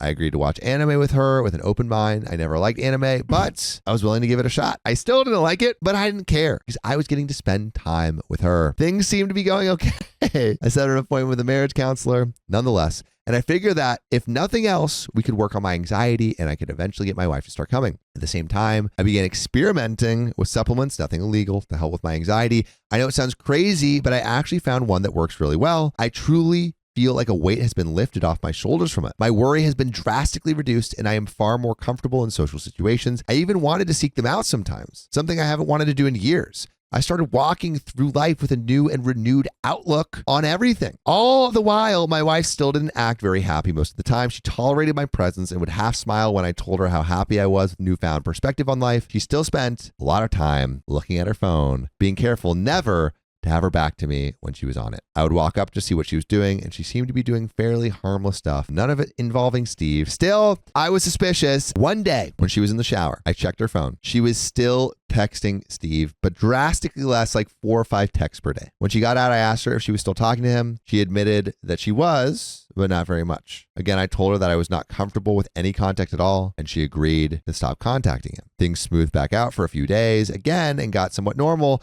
She would come and lay in bed with me for a few minutes to talk at my request before I went to sleep, and I knew that she would be getting back up. I knew that she would staying up until 1:30 or 2 a.m. most mornings, but I wasn't going to attack that yet. Baby steps, I told myself. Things were stable for a while, and the next opportunity that I got to check her phone, I realized that she had changed her password and I could no longer access anything. I asked her to show me her password as a matter of openness, and she did. The next opportunity I got to check her phone, I realized that she had instead password protected her texts and I couldn't access them. I didn't say anything about it. A couple of days later, she accidentally sent me a text meant for Steve. It was harmless in nature, but clearly meant for Steve. I questioned her on it, and she got angry with me, said it was the only thing she'd really sent him lately. I believe this occurred on Monday this week. Tuesday was a fairly normal day. I came home from work and started making dinner. My wife told me that a family friend from where she is originally from, 12 hours away, invited her to come to his college graduation today. She said that she wanted to go by herself. I said that was fine and that I would fly her up there. She immediately refused, stating that she intended to drive. I insisted on flying her, but she stubbornly refused once again. I asked her when she would be leaving, and she said Friday morning, so she could get there in time for a 7 p.m. graduation. Now remember, this is a 12-ish hour drive. She would have to leave at 6 a.m. and drive straight through to safely make it on time. I told her this, and then she said that maybe she would leave Thursday night instead. I insisted on booking a hotel room for her halfway in this case. Congratulations, brother. You just made her realize, oh, instead of cheating on him for 1 day, I can cheat on him for 2 days. Yeah, maybe I'll leave Thursday. Again, she refused, stating that she would figure it out along the way. I backed off and told her I wouldn't interfere. The next day, Wednesday, I came home like normal. While she was in the shower, I got on the computer to see what she had been up to and was able to see some of her activities with her other gaming friends online. She mentioned she was taking an impromptu road trip with Steve to see her friend graduate, and they would drive through the night together. I was officially pissed off at this point. I confronted her I was officially pissed off. Now this is where I draw the line. Now you've done it. I confronted her as soon as she got out of the shower. I told her to tell me what the F she thought she was doing. She acted like she was innocent and knew nothing. Again, I asked her. Again, she claimed to know nothing. I told her to tell me why the F she had secretly planned this trip with Steve with plans to introduce him to her family. Just like the first time, she displayed no guilt, no regret, no sorrow, only anger. I had discovered the truth. She demanded to know how I found out. I didn't tell her this time. I asked her if she was sleeping with him. She said no, but who the heck knows? She's lied so many times now. Furious, she started packing her bags in her car, took the dog, and told me she was leaving. Good. I think she stayed at a hotel Wednesday night. True to her word, she and Steve partnered up and drove through the night last night to see her family. I saw the marriage counselor last night and explained everything to her. I know counselors are supposed to remain professional, but even she was crying as I told her what had happened. But my heart is breaking into two. I didn't do anything to deserve this. I have been a dang good husband to her, always loving her and remaining fiercely loyal to her. I'm having a lot of trouble just not crying as I go through my day. I am broken. The logical side of me says to prepare for divorce. It says to protect my assets and to look out for my own best interests. The emotional side, which is yelling a lot louder right now, says I will be miserable by myself and that I need to try to make this work, that I can't be the one to throw in the towel. It says that I could never be happy with someone else, as I was with my wife for the first 8.5 years of our relationship. It says that I would always have that nagging thought in the back of my head, wondering what things would be like if I stayed to work things out. That nagging thought might cause deep unhappiness if I were ever able to trust again and find someone else. I'm just not ready to let go. My wife is still living in Fantasyland. She's addicted to Steve. She's addicted to her gaming community. She is unable to see the ridiculousness of devoting so much time and energy to these endeavors. She has no 5-year plan anymore. She has no 5-week plan. She just takes things a day at a time, taking in as much Steve and as much gaming as possible. I pulled a chat transcript from Facebook and found an average. She and Steve exchanged 95 messages per day. 95 messages. You need to be backing 95% off. Stop snooping. Can you go back 3 pages? What did this guy just say? My wife is living in Fantasyland. Brother, you're the mayor of Fantasyland. She says she is miserable living in our home that we bought together and seems to think she can go live by herself and that life will be like an episode of Friends every day. The reality is that she doesn't make enough money to live on her own. And while she might be entitled to some assets, she's not eligible for alimony in our state. Even if she got the house, she can't afford to pay it on her own. She can't afford rent in an apartment here either. Sure, she can move in with Steve. Steve lives over an hour away from us, and she would be commuting an hour and a half each way to work her $12 an hour job that she won't quit because she likes it. She's also going to school right now, and she's going to have to start working even less to focus on school. By the way, the thing that you should be focusing on, I think, and take away from this story. Indeed. The number one takeaway is that you can listen to full episodes with stories just like this. Just go to Spotify, Apple Podcasts, iHeartRadio, or your favorite podcast app and search OK Storytime. There's another relevant update. Steve's entire life is video games. Seriously, that is all he does. I think she would start to feel neglected really quick if she were ever with him in a real life relationship. Let her find out. The only practical option would be for her to move back in with her mom. Her mom lives in the boonies and they don't even have internet, which means no internet gaming for my wife. She would be miserable. I love my wife to death, or at least the woman that she was a year and a half ago, but I am seriously just broken right now. I don't know how she's going to feel when she comes back from her fun road trip with Steve, where she probably saw her family that backs up every move she makes. We had made summer vacation plans already a few weeks ago when things were decent. Now I'm just in shock. And that, my friends, is where that story ends. My girlfriend cheated on me, and her parents took her back to their country. Good. Girlfriend and I have been Wait. together for 6 years since we met at orientation week in university. We were each other's first ever relationship, kiss, spicy related relationship, etc. We've had a largely uneventful relationship. Many, many ups and some downs, but we worked through it as we grew up from being teens into young graduates and professionals. By the way, this comes from Throw Me 2000. And if you want to submit your own stories, go to the r/OKStorytime subreddit. So, last year around October, she cheated on me. I was in my final year of medical school. For 6 months prior, I was overseas for rotations. Then, when I came back, I studied and crammed for a month for my final exams. During that time, our relationship was very strained, firstly by the distance and then by my exams. During the rough patch, she befriended her coworker in the pharmacy she works at. On the day she cheated, it was a couple of days before my finals. We had a fight in the morning about me waking her up after I got in at 4 a.m. from the library. She said I was neglecting her and not considering her needs. I apologized for being so stressed out and not being a good boyfriend for the last few weeks. She said she was frustrated and we'd have a serious talk after her work. She went off to work, then decided to have some drinks with her coworkers. She got wasted and ended up having some spicy times with one of the guys in the toilets of a bar. She freaked out and called a mutual friend who picked her up. She then immediately confessed to me what had happened the same night, and she was genuinely shaken and crying about the incident. At that point, I was just numb and frazzled from studying. I completely blocked all my feelings out and focused on my final studies. Since that night, she has been the perfect girlfriend. She resigned from her old work, which she really enjoyed. She has been completely understanding and tolerated me even when I was so cold to her initially after the discovery. She has been an absolute saint and has been trying her hardest to save the relationship. The problem is, I just can't get myself to give a crap about any of it. And that's okay. You don't have to, it doesn't really matter how hard a person tries after they cheat on you, because they still cheated on you and you're still allowed to go, I can't forgive you for that no matter what you do. That's fine. Yeah, if you close your eyes and the first thing you see isn't like her giving you a hug, it's her in the bathroom with her. Okay. Yeah, it's gonna be hard to come back from that. When she first told me, I was numb to the whole thing. Since then, I haven't experienced any strong emotions. I just can't seem to give an F about it. I'm not angry at her, but when I see her, all I feel is disgust. I know rationally she is doing everything right and is being so understanding, but even then, I can't seem to muster any emotion from me other than disgust and indifference. She's tried to kiss me and have spicy sleep since the incident, and all I could manage so far are half-hearted hugs. I asked her not to come to my graduation, which really hurt her feelings, but she completely abided. Every time I reject her advances, I see her sadness, and that makes me feel sad as well. But I can't get myself motivated to move on from the incident. I know that time and therapy will help overcome my numbness, but I don't feel like doing it. I've already lessened in my disgust, but I feel that even if she were 100% faithful, for the rest of our lives, this incident will always be in the back of my mind. Also, I feel relationships shouldn't be this hard, this early on. If we're going to therapy to deal with guilt and resentment in our 20s, I can't imagine how bad a relationship will be when we are in our 30s with the stress of finances and kids, etc. I have discussed my feelings with girlfriend over the holidays. I've told her that I feel every other aspect of my life is fine.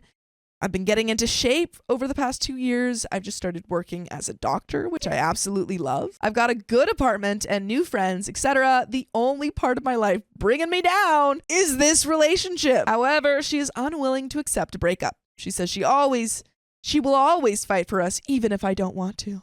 I've already moved out away from her, but she always stays over in my new apartment. I know I could easily just get her keys back and block her from my apartment, but I feel like that would be heartless after all the effort she has put in. Dude, let her go.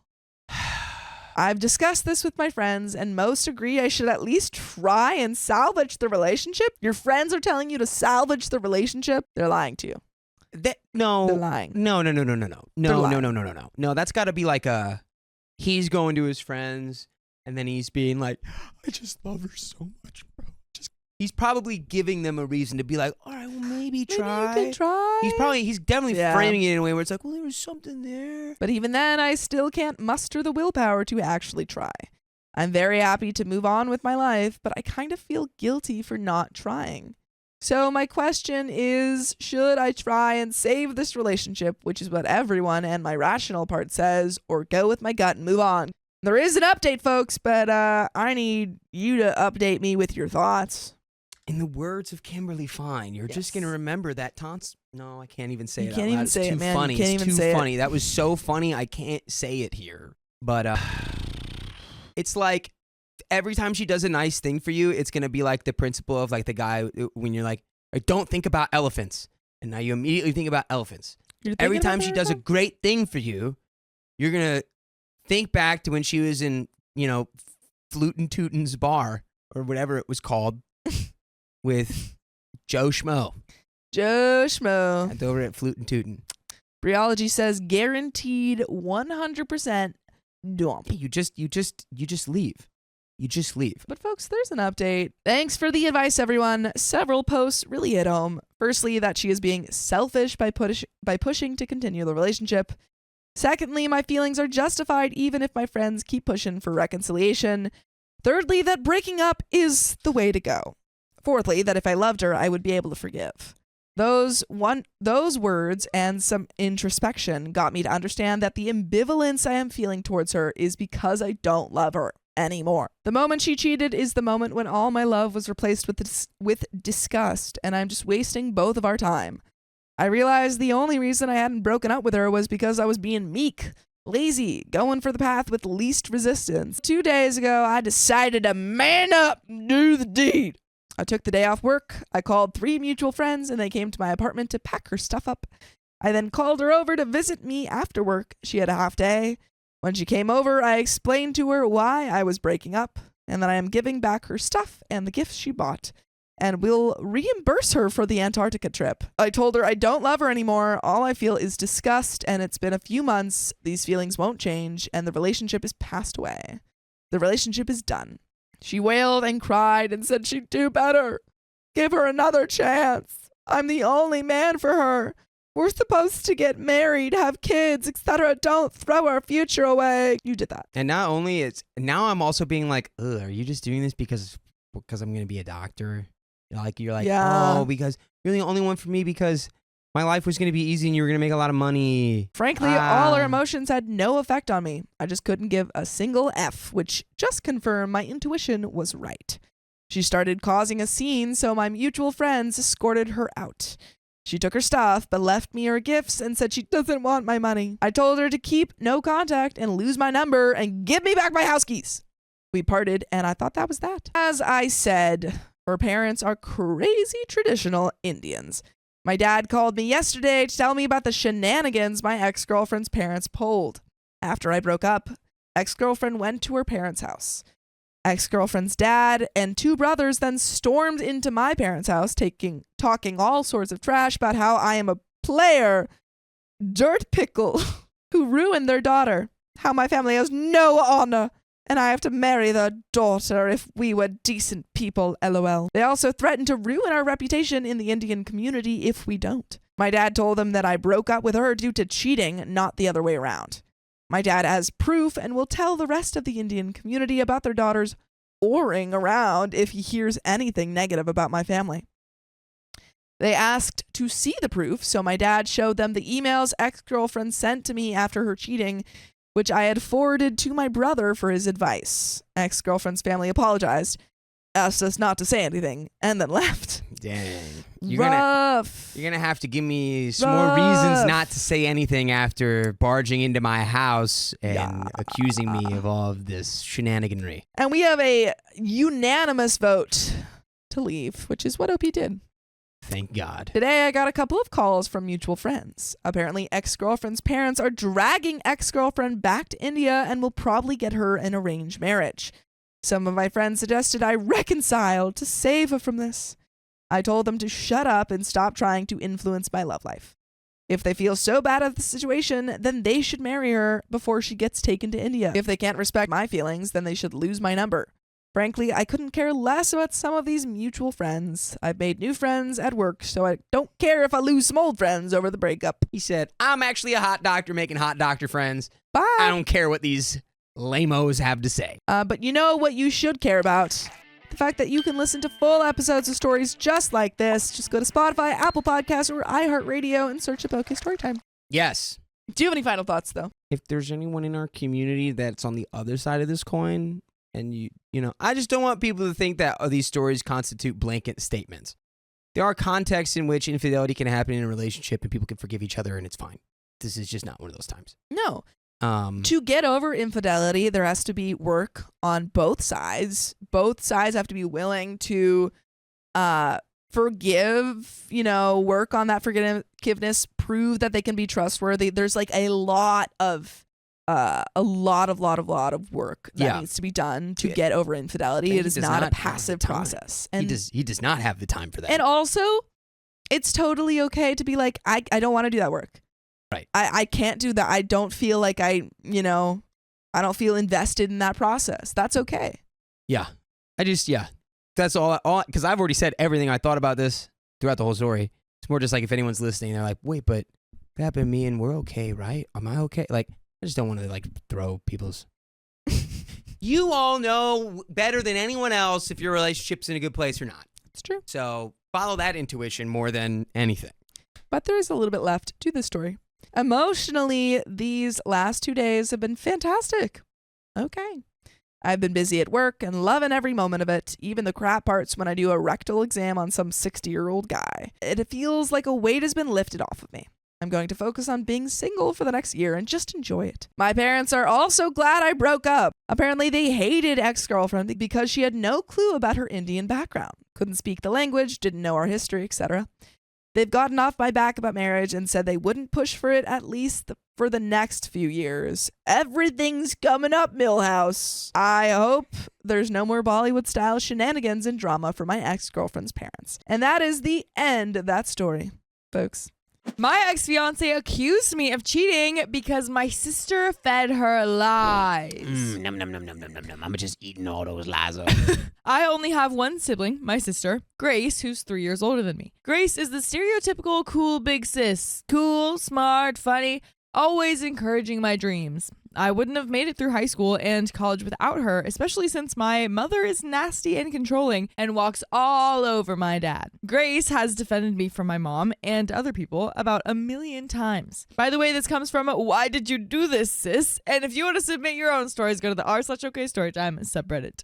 So, she's never liked the girls I brought home, though. Oh, she'll be polite around them, unlike my mom, who is usually flat out hostile, but that was it. My senior year in college, I met Rachel, and we both knew immediately that we wanted to be together. First and only time that I had slept with someone on the first date, lol. I asked her to marry me, and she said yes, and we started making preparations. Wow, congratulations. Rachel wasn't perfect, however. She could be a bit controlling, yes, I know, and overly jealous. Sometimes she would pout if I was out with her, and she thought that I was looking at other girls. She even didn't like me hanging out with Grace all that much. In Rachel's defense, sometimes Grace would hang all over me and call me pet names in front of Rachel and then tell my girlfriend to lighten up, we're just siblings. A month before the wedding, Rachel found a pair of unfamiliar panties and a bra under our bed. Gasp. We were living together at this time. Naturally, she wanted to know whose they were, and I had no idea. Then she asked to see my phone. We know each other's passwords, and she started screaming. Where are your text messages? They've all been erased. I'm not a big tech guy, so I thought they erased themselves or something. She accused me of cheating. Who is she? And I thought the idea was so ridiculous that I laughed in her face. Bad move, though. Rachel stormed out of the house and wouldn't answer my calls. And I freaked. Okay, but can we pause and be like, I'm not a tech guy, but I thought they deleted themselves. Have your texts ever all deleted themselves for no reason? Nope. Mine either. Sometimes, though, which actually is something I don't understand, is that, like, if you go far back enough, the photos will be deleted or, like, they won't be in the thing anymore. It can be like memory save. The I think that's only something to grace update. I'm going to give this guy for that sentence is that maybe he has a phone, like an Android or something, with a setting that automatically deletes your text messages after X amount of time. Right, because that is the thing. So, Maybe I don't know. he just dumb. Maybe. It's fine. I called Grace and she came over telling me not to try to contact Rachel and give her time to cool off. We talked and she basically said that Rachel wasn't good enough for me, that I could do better, etc. She's said that before, so has Mom, so I didn't think too much of it. When I told Grace about the erased text, she said, "That's super sketchy, bro. Only cheaters erase their texts." When I told her that I wasn't cheating on Rachel ever, she said that she believed me. "Just let it sit for a few days," she said. The next day, I got an angry call from Rachel's dad, who was not exactly a member of my fan club to start with. "If you're a man, you'll tell me the truth," he barked. I told him and he grumbled and hung up. If you're a man, you'll tell me the truth. Well, I don't know. I didn't cheat on your daughter. All my text messages are deleting themselves. I don't know why. Yeah. I guess that is the truth.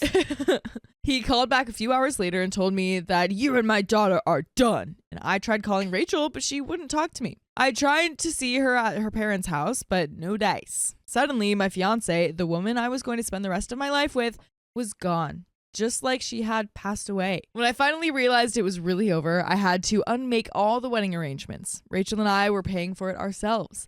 I got maybe half of my money back. Bad. Through it all, Grace was my rock, pushing me to go on with my life, punting my butt when I needed it, just being there for me. I thanked God that I had such a wonderful sibling. Her love and strength took a lot, but not all of the pain and crappiness away. Also, alcohol helped. Well, be careful with that one, folks. Now, Grace and I were out at the bar and she was pretty toasted. She talked about her favorite topic, why all men suck, except for me. I countered that women weren't any better, especially Rachel, who ripped my life in half on an unsubstantiated feeling that I had cheated on her. And Grace just Can I laughed. just really quickly go, boo, misogyny, boo. I mean, well, I don't know. I don't care. Just boo to all of it. There's bad people. It don't matter their gender. I boo all of the things. Yep. Grace just laughed and said, "Oh, little bro, she got played. And so did you. But it was for the best, right?" I asked her what she meant by that, and suddenly she shut up. When I pressed, she literally ran out of the bar into her car and then drove home wasted. I was terrified that she was going to crash into somebody. Next day, she calls crying and admitted it was her bra and panties that Rachel had found. She had even warned them before tossing them under my bed. Yuck! Oh my gosh. What is going on with this family? She took matters into her own hands. I guess. And she was the one who erased the messages off my phone. I let her use my phone all the time. She's always losing hers. "Why did you do this?" I yelled at her. First, she said that she meant it as a joke, but then admitted that she was trying to break Rachel and me up. "She was trash and she never respected you. I'm your sister. I love you. I know what's best for you," she said. I remember just dropping the phone and curling up in a ball, sobbing. I can't believe my own family would do this to me. I got very, very wasted. I haven't talked to Grace since then. I can't focus or work or even play video games. I'm an effing zombie. I can't talk to Rachel. She's married and has a kid now. Who would have been my kid? Oh my gosh, how much time has passed? What? That was so fast. Ouch. I talked to my parents and my mom took Rachel's side, of course. And my dad says that he doesn't want to take sides. Thank you, Mr. Jellyfish. I miss my sister. She's all I got. But I hate her. Man, F people, F my family. What do I do? And we do have an update, but what would you do in this situation? I'm gonna just cross my fingers that she actually was bad for me and it was not a good situation and actually in a weird, non-consensual and twisted way, this was a favor.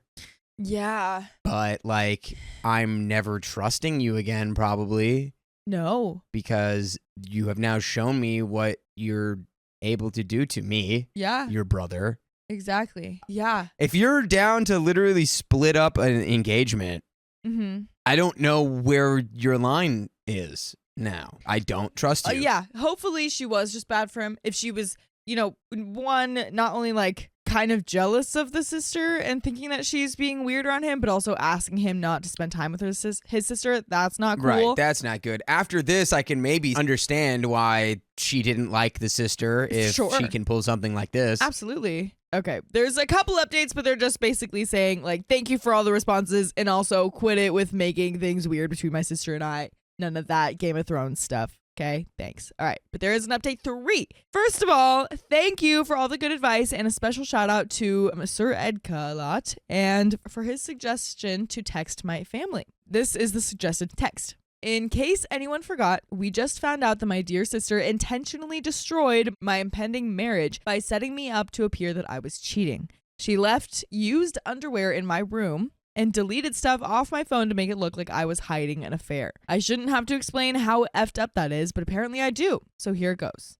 As family, we are supposed to trust each other and support each other, not backstab and sabotage each other. Whether Rachel was good or bad isn't the point. The point is that it was my decision to marry her or not Grace's and not yours. No matter what Grace's intent was, it took that decision away from me and ruined my reputation in front of a great many people. Therefore, what Grace did is a little different than if I said, I don't like your car, so I set it on fire and made it look like you burned it yourself so everyone will blame you for insurance fraud. It was a violation of my trust. It was manipulative and backstabbing, and the fact that any of you think that this is even a little bit okay is making me seriously reconsider whether we are truly a family or whether we are merely genetically related. Anyway, I need some time alone to think about things. I would encourage you to take this time and think about how family should and should not treat each other and what, if anything, the word respect means. So, I'm going to do my own thing and won't be texting for a bit. That seems like a great text to send. Nah, I'm going to do my own thing.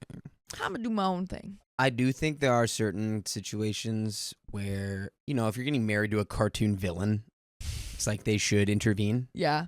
It sucks that they did it in the way that makes you a cheater and a bad person to everyone who hears about it. Absolutely. That seems pretty bad. Absolutely. Like, I feel like if you wanted to intervene, you'd have to make the other person seem bad, not like... That's the big brain move. Right? But also by not lying and sabotage, like by, talking about the truth and stuff. If you guys really needed, if this was really such a bad situation for him, you guys should have come with a game plan for an intervention style. Like, if we just want to bring some things to your attention that we feel like you are ignoring before you commit the rest of your life to one person. Exactly.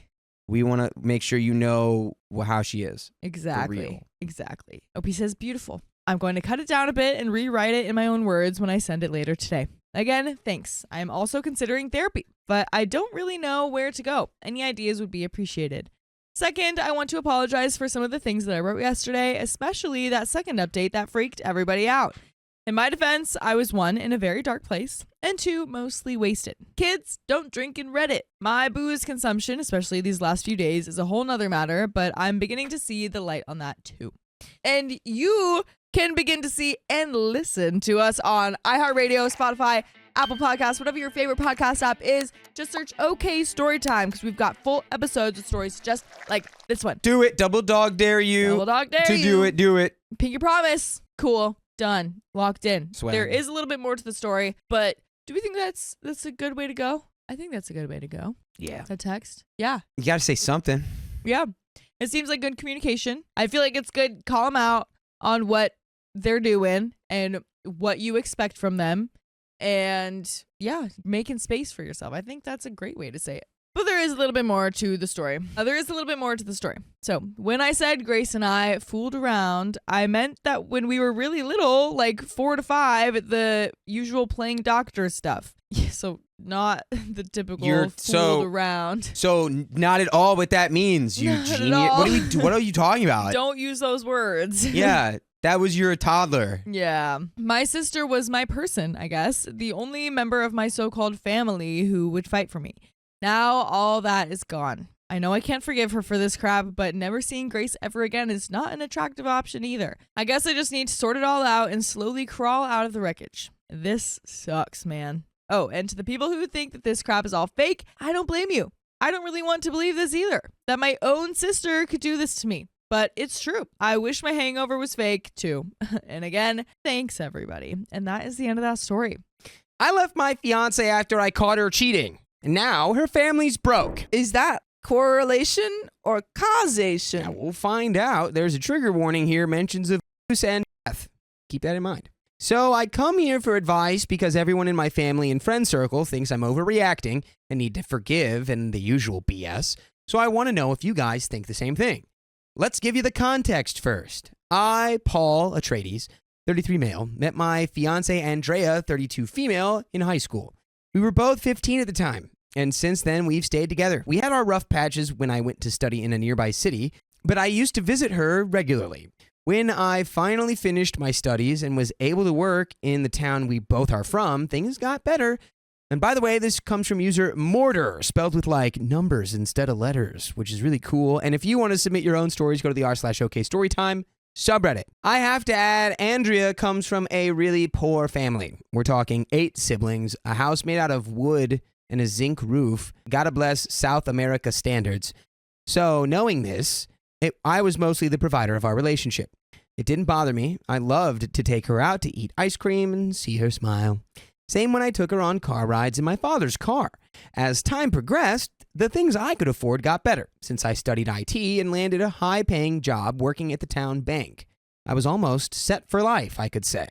To that, I got myself a nice place to live that I rented from an old man my parents knew. We're talking one of those ranch houses with plenty of rooms to spare and 2 floors, all so she could live in a bigger house than she used to stay in. Then one day, she asked me if her parents and 2 of her sisters, 12 female and 14 female, could come live with us since their living conditions were really bad. I knew that, so I said yes. We had rooms to spare, and we weren't expecting a child, so why not, I thought. I knew them, and even humble as they are, they're good people. Fast forward, I helped pay for private school for her 2 sisters, plus some medical treatment for her mother. I must say the rest of their brothers tried to pitch in some money, but mostly had day-to-day jobs, and you know how the economy is down here. Not very good for day labor, so it never bothered me helping them because I could. Now comes the famous D-Day. We got invited to the birthday of one of her nephews, and I told her she should go first. Then after I was out, I'd go. I arrived 2 hours later and asked one of her nephews where she was. He pointed me toward the restroom place that the park has. So I walked over there, and I turned the corner to see my fiance hugging and kissing one of her family friends. She saw me. Of course, she panicked, told me this is not what it looks like. I bolted toward my car. That was a funny scene, me running out of the situation, because it made other kids follow me, thinking I was playing a game. But her family picked up fast that something was happening, and she started banging on my glass windows and screaming as I turned the car on and drove off. I have no idea what happened after that. Just know that I felt like crap and went to my parents' place and hid in one of their empty rooms. After a week, I had to face her, of course, and return home to see a whole congregation. Basically, her whole family was there. Imagine 2 parents, 8 effing siblings with kids included, and her, all coming together to try to see if I could forgive her. If I could see past the betrayal. Okay, normally I'm like, no, they're awful. Like, why are they even trying? It obviously is still not right, but it makes a lot of sense for the family to be involved because you're paying for everything. Right. They're like, oh my God, she's an idiot. I'm so sorry, please. Correct. We kind of fought a little bit, but of course I was overwhelmed. Then I asked the question if the cheating had been going on for long. She didn't answer. So I just walked away to a bunch of people screaming at me to come back. Don't be a coward. Try to see beyond this. You get the idea. Then 3 days later, I asked her to talk alone. I told a couple of mutual friends to help us, and we set up a meeting. Then as I arrived first, I explained to them, then told them who he was and all of that. And then I learned from one of my friends that the guy she was with was one of her exes. From what period, I don't really know, and I don't want to know. So, you get the idea. The moment I learned of that information, I dropped the meeting and sent her a message saying it was canceled and I was going to go pack my stuff. And so I did. 2 weeks later, after the whole fight, I was moving out of the place back to my parents' place. We fought a lot, and I had to face each and every single one of them trying to convince me to forgive their sister's mistake. But I ended up blocking them, putting my foot down, telling them it's not their business. Then her friends showed up, even some of my friends too, saying it was just a mistake, and blah-de-blah-de-blah-de-blah.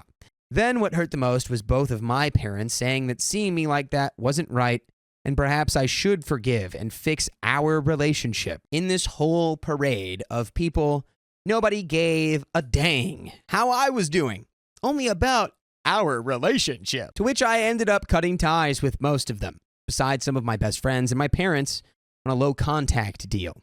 As I moved to a 1-by-1 crappy block apartment I could rent fast. Now, 2 months after the whole ordeal, I paid the last month of rent, then cut ties with all payments. The house I was renting, gone. The private school, gone. Her mother's medical treatment and pills, gone also. And I must say, I was doing all of this while supporting 2 teenagers, 2 retired folks, and a housewife who barely finished nursing school.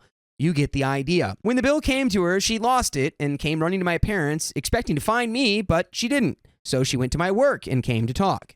When I went out, she groveled and cried that she didn't want this for us and asked to give her another chance, if not for her, for her mother.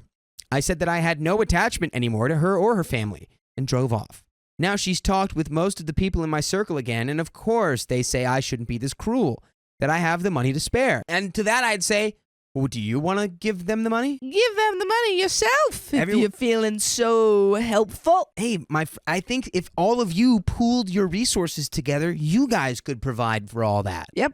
Bye. And then you guys could all share in being such great people together. I don't understand why people think that, like, when people are generous in your life, that you can do literally anything and still expect them to keep up that same generosity. It's just that, well, because you have it and I don't, but I should. That's so you need to give it to me. Babes. That's not how it works. My parents, again, even said, why would I let them suffer all this time? That I should have a little more compassion for them, to which I think, who has compassion for me? So Reddit, am I the a-hole here for cutting the payments and possibly unaliving grandma because I stopped paying? Or caring that they go back to their crap hole house because they can't pay the other one? Like, the thing is, no. Because then it's like, okay, if we make you the a-hole because you're not paying for her grandma's bills and because you just know of her existence, where does that stop? It's like now you're an a-hole for not paying every grandma's bills that you don't know. Why aren't you paying for my grandma's bills? Yeah. You got the money for it. Give my grandma her bill money. Give my grandma her bill money. Like, no, you're not. If they wanted for you to continue to fund things after this happened, you still would have had a right to say no, but they could have gone about it in a way where it's like, I'm so sorry that she did that to you. If there is any way that you could continue to loan us some money while we try and, get back on our feet, blah, blah, blah, maybe that would have been reasonable. They're literally harassing you and saying that, like, trying to guilt you into giving them money and staying with their daughter. Yeah, they're basically being like, grandma's fate is on your hands. You're unaliving grandma. It's like, actually, I think grandma's fate's on my ex-girlfriend's lips. Think about that. Let's get into this edit. First of all, I want to apologize to all of you for reading such a mess of a text. I wrote it on my phone, but that's no excuse. I should have put it on Word. Guy, it's fine. Secondly, I want to thank you for all the comments. I was really overwhelmed here, and I really needed someone else's input who could understand my point of view. Besides a couple of best friends, the majority wanted me to forgive and move back, but now I think I get the message. I'll try to move on and block everyone. For my parents, I'll stay low contact since I do understand why they kind of side with her, but I don't want to hear what they have to say. And as for my fiance, I'll try to stay away as much as I can. I know it would be hard being in this small town and all, but right now I feel like crap, and I don't want to know the whole story of why and when. Perhaps one day, when I get the courage, I'll humiliate myself and ask her. I thank you all very much for the comments again, and I hope you all can have a nice day. And there are comments. Comment 1 is, bro, she cheated on you. Why is this even a question? Comment 2, not the a-hole. Sounds like everyone knew and was keeping it quiet because they knew you paid for everything. Tell them to back off or that you'll get lawyers involved to get your money back from them. Comment 3, from what I've read here, this is not a simple betrayal, but an ongoing affair. It sounds like it started a while ago and has either continued for years or has started up again at some point. It sucks that her family is impoverished, but that has never been your responsibility. You were their golden goose, but you are now free. The reality is that the only thing she had going with you was your history together, and that has been tarnished by her affair and the uncertainty of how long that's gone on for, and how many other guys she's effed, or at the very least smooched. At the end of the day, the details aren't important. The trust is gone, and you're not married and do not have children together. Go get an STD test.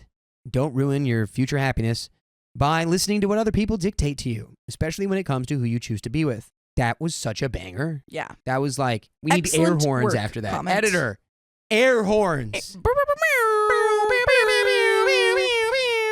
Yeah. Y'all know most of the time, you know, who you want to be with. Sometimes, like in our last stories, you know, you should leave those people, but you know in your heart that you should leave them. Just listen, trust your gut. Thou'st know in thy Trust heart your of hearts. gut. Don't let nobody taint your heart of hearts, girl. Staying with her prevents you from finding someone worthwhile that you can trust and building something special with them. Personally, I would not take that. Block them.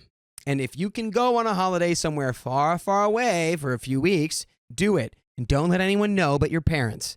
It sounds like you need a break from the drama. Comment 4 says, freeze your credit. Someone might feel like you owe them and might open up some lines of credit in your name. But we have an update. So we're going to get into that. Well, I never thought I'd be back writing an update, but after a couple of private messages asking for it and a couple of life-changing revelations and some major bad news, I think I'm ready to write this. So, before I begin the update, I'll add some information I learned about a month and a half ago about my ex. Basically, a friend of hers saw my frail appearance while I was working. I had lost about 15 kilograms from this whole drama. So she felt guilty about hiding so many secrets of my ex and wrote to me on Instagram telling me to meet up. We met up in one of the plazas, and she told me that she was getting married soon. She felt guilty about what she hid about my ex. For starters, she explained when it all started. Like many guessed from the previous post, it was around the time I was doing the 4th year at university to my graduation.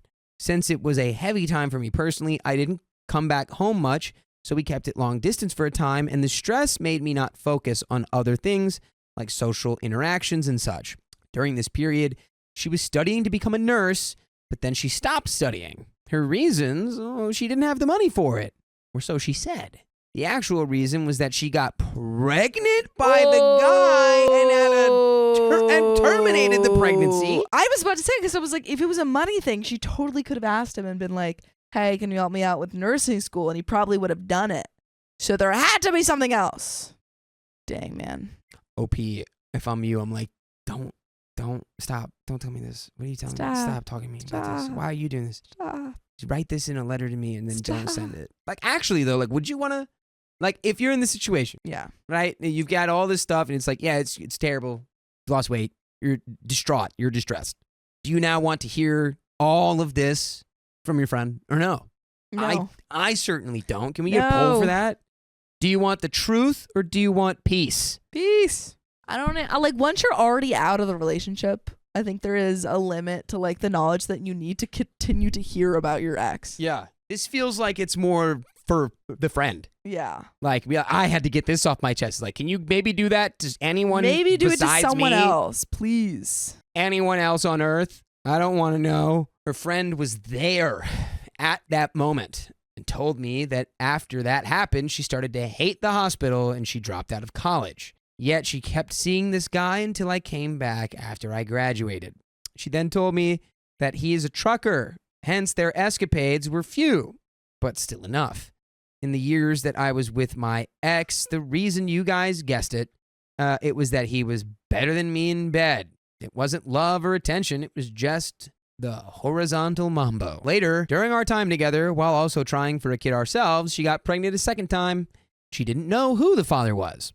Not wanting to risk the life she had at the time, she called that same friend to accompany her to the hospital and did it again. For me, it was just something to do with her bladder, from what I can remember. Her friend kind of told me some more important revelations, but I was so shocked I couldn't listen anymore. Like more times they met or what excuses she used, That same day, I went home and cried myself to sleep. I just see. Okay, we're getting a lot of people who say that they do want the truth. To me, I think it's kind of like I would be pretty frustrated to be finding all of this out after the fact, because it seems like the friend knew about it Yeah. during when it was happening, and Right. is now just telling OP like after he's left the relationship. I would be really frustrated to be like, why are you trying to ruin my peace now by bringing all of this up that you didn't bring while we were you didn't bring up while we were dating? Yeah, that would be my point. Because it's like, it feels like she's saying this like, and now I can forgive myself. But I would just hit her with the, hey, so you should have told me that a long time ago. Yeah. So I just want to let you know, this doesn't really absolve you of any guilt. You're going to have to reckon with that yourself, because I'm not giving you the forgiveness. So don't talk to me. Don't call me. And I wish you would have never told me any of this. Agreed. Of course, well, she went to live with him. And since he goes out most of the time due to his job, she's staying at the place he's renting. Almost every time he went out, she came to my home calling for me, asking for forgiveness, saying how bad she felt. At the time, I kind of felt like I was overreacting. But after learning such things about her past, I was seething for the next time she showed up. So that same week, I learned of her cruel past. She came to visit me. Before I knew it, I was lashing out against her, screaming and insulting her. It was loud enough that my throat hurt for 3 days, and I decided that was enough. So I went to the police, but when I wanted to press charges for a restraining order against her, the policeman at the time laughed at me like I was saying a joke and told me to man up. I think at that point, you do just go to the gym and you lift heavy objects until the anger turns into strength. I just move. I mean, you probably have a job in life here, but like all of your friends freaking suck. Your family sucks. Her family sucks. Let's out of there. Start over. After that fight, I spoke seriously to my parents since our relationship was kind of rocky from them supporting my ex. Now they fully support me and kind of stopped that boomerish way of thinking. I never saw my ex again after that time. After I knew, a whole month went by in silence while I tried to fix the bits and pieces of my life.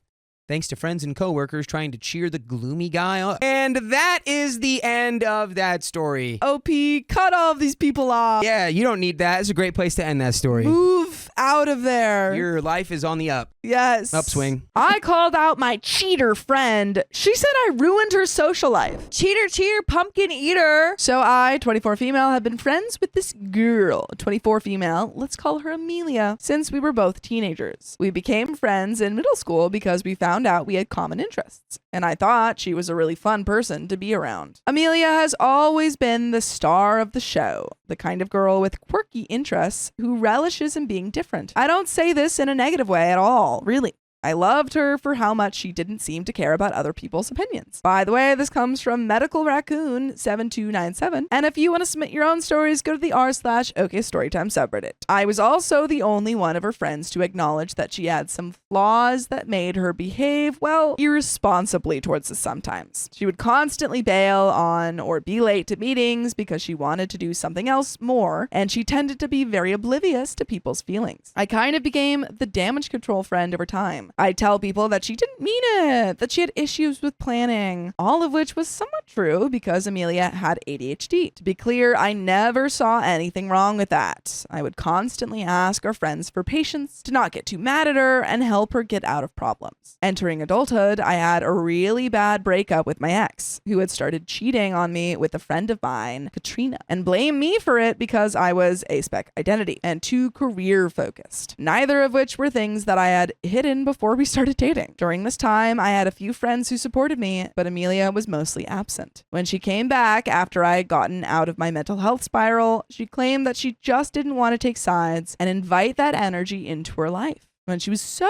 busy with university and her new boyfriend, James, 25 male. I was just so happy to have her back that I didn't say anything about it. We just started hanging out again, though she went overseas and started ignoring my messages then. Sorry for the lengthy context, but it's all pretty necessary for understanding what happened. 1 month ago, Amelia broke up with James out of the blue. James sort of went quiet about it, not bad-mouthing her to anyone. I asked Amelia, and she told me evasively that it was just differences in opinion about the future. It felt off to me, so I approached a mutual friend, Heather, 24 female, for more details. details. She had approached James after the breakup because she was worried about his mental health. Be clear, Heather's happily in a relationship. This was just her being a sweetie. Heather was a little hesitant, but eventually she told me over a lunch coffee that she didn't think she wanted to hang out with Amelia anymore. I was startled by this, and the old instinct to make excuses for my friend came up, but then I thought about the weird expression she'd made when I asked her about James. I suppressed that instinct and asked Heather to explain more. This was when I learned that Amelia had mentioned to Heather that she had cheated on James, apparently for over a year overseas while at university. She'd come back home to her boyfriend, told him this,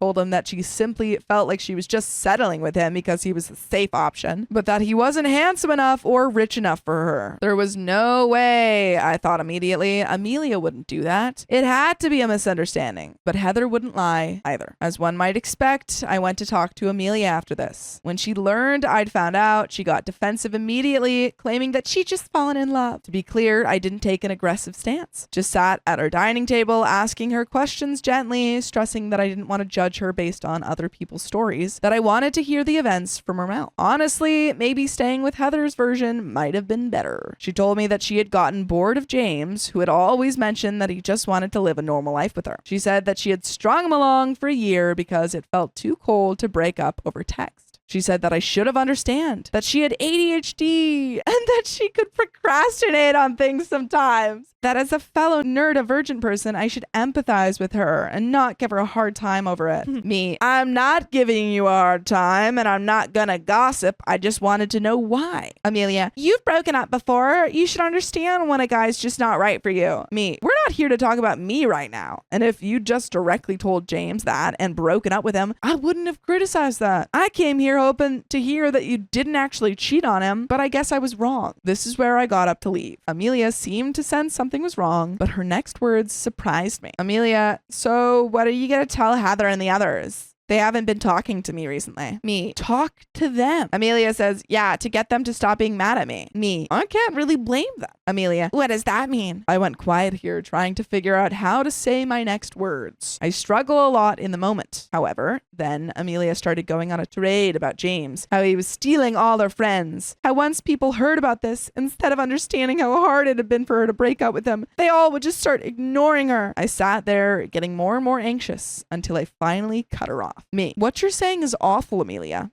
James didn't even say anything, you did. To be honest, I'm not happy with you for that either. It's not fair to him, and cheating is something I can't ignore. She looked at me and then accused me of betraying her, saying that I was always supposed to be on her side and proving that she was correct and that people just weren't being accommodating of her. When I didn't immediately apologize, she said something awful to me. You got together with someone super quickly too after your breakup, and like the two of you look so happy together that I thought I deserved that too. New boyfriend makes me feel that way. But if you're just gonna get mad at me, then maybe this proves that you and Evan, 25 non-binary, aren't as solid as you think you are, because you're still hung up over your ex. I'm not proud of what happened next, but I lost it. I yelled at her that I had started dating Evan 2 years after my breakup. What? After recovering from everything before, and that she hadn't been there. That she'd been taking Instagram photos with Katrina, the girl my ex cheated with during that time. That she had no right to question my relationship or blame me. That she had done exactly what my ex had done to me, despite knowing how devastated I was. That she had blamed everyone in her life but herself for being a cheater. That she had weaponized my old breakup to hurt me right now so that I would excuse her actions again. I said I wanted nothing to do with her anymore. I left after that. I didn't say anything to anyone, but apparently Amelia called someone to complain about me and the whole story got out.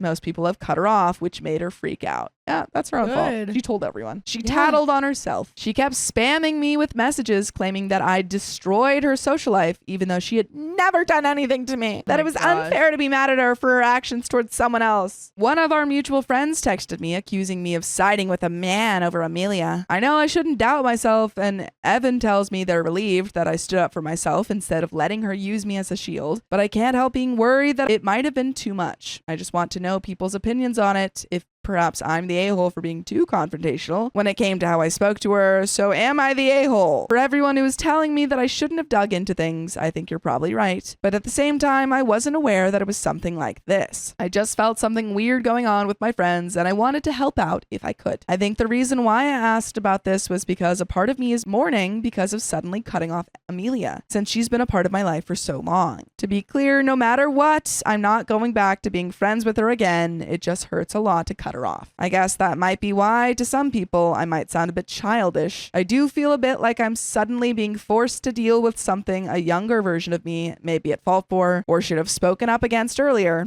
It's a lot of feelings that I really don't know how to deal with or have the energy for right now. Guilt for always shielding her from responsibility and maybe causing her to become used to being able to do anything. Anger at the fact that I only wanted the best for her for so long, but that she was so quick to pour salt in the same wounds that she never seemed to care about. I feel like I do finally recognize that in a way, over time, I ended up being used by her, but I'm definitely not blameless either. By the way, I would blame you if you didn't listen to full episodes with stories just like this. All you have to do is go to Spotify, Apple Podcasts, or iHeartRadio and search Aboki Storytime, and then you will be blameless. Just same old, same old. That makes sense that she's still mourning that loss of friendship, because it is still a loss. You know, that still sucks.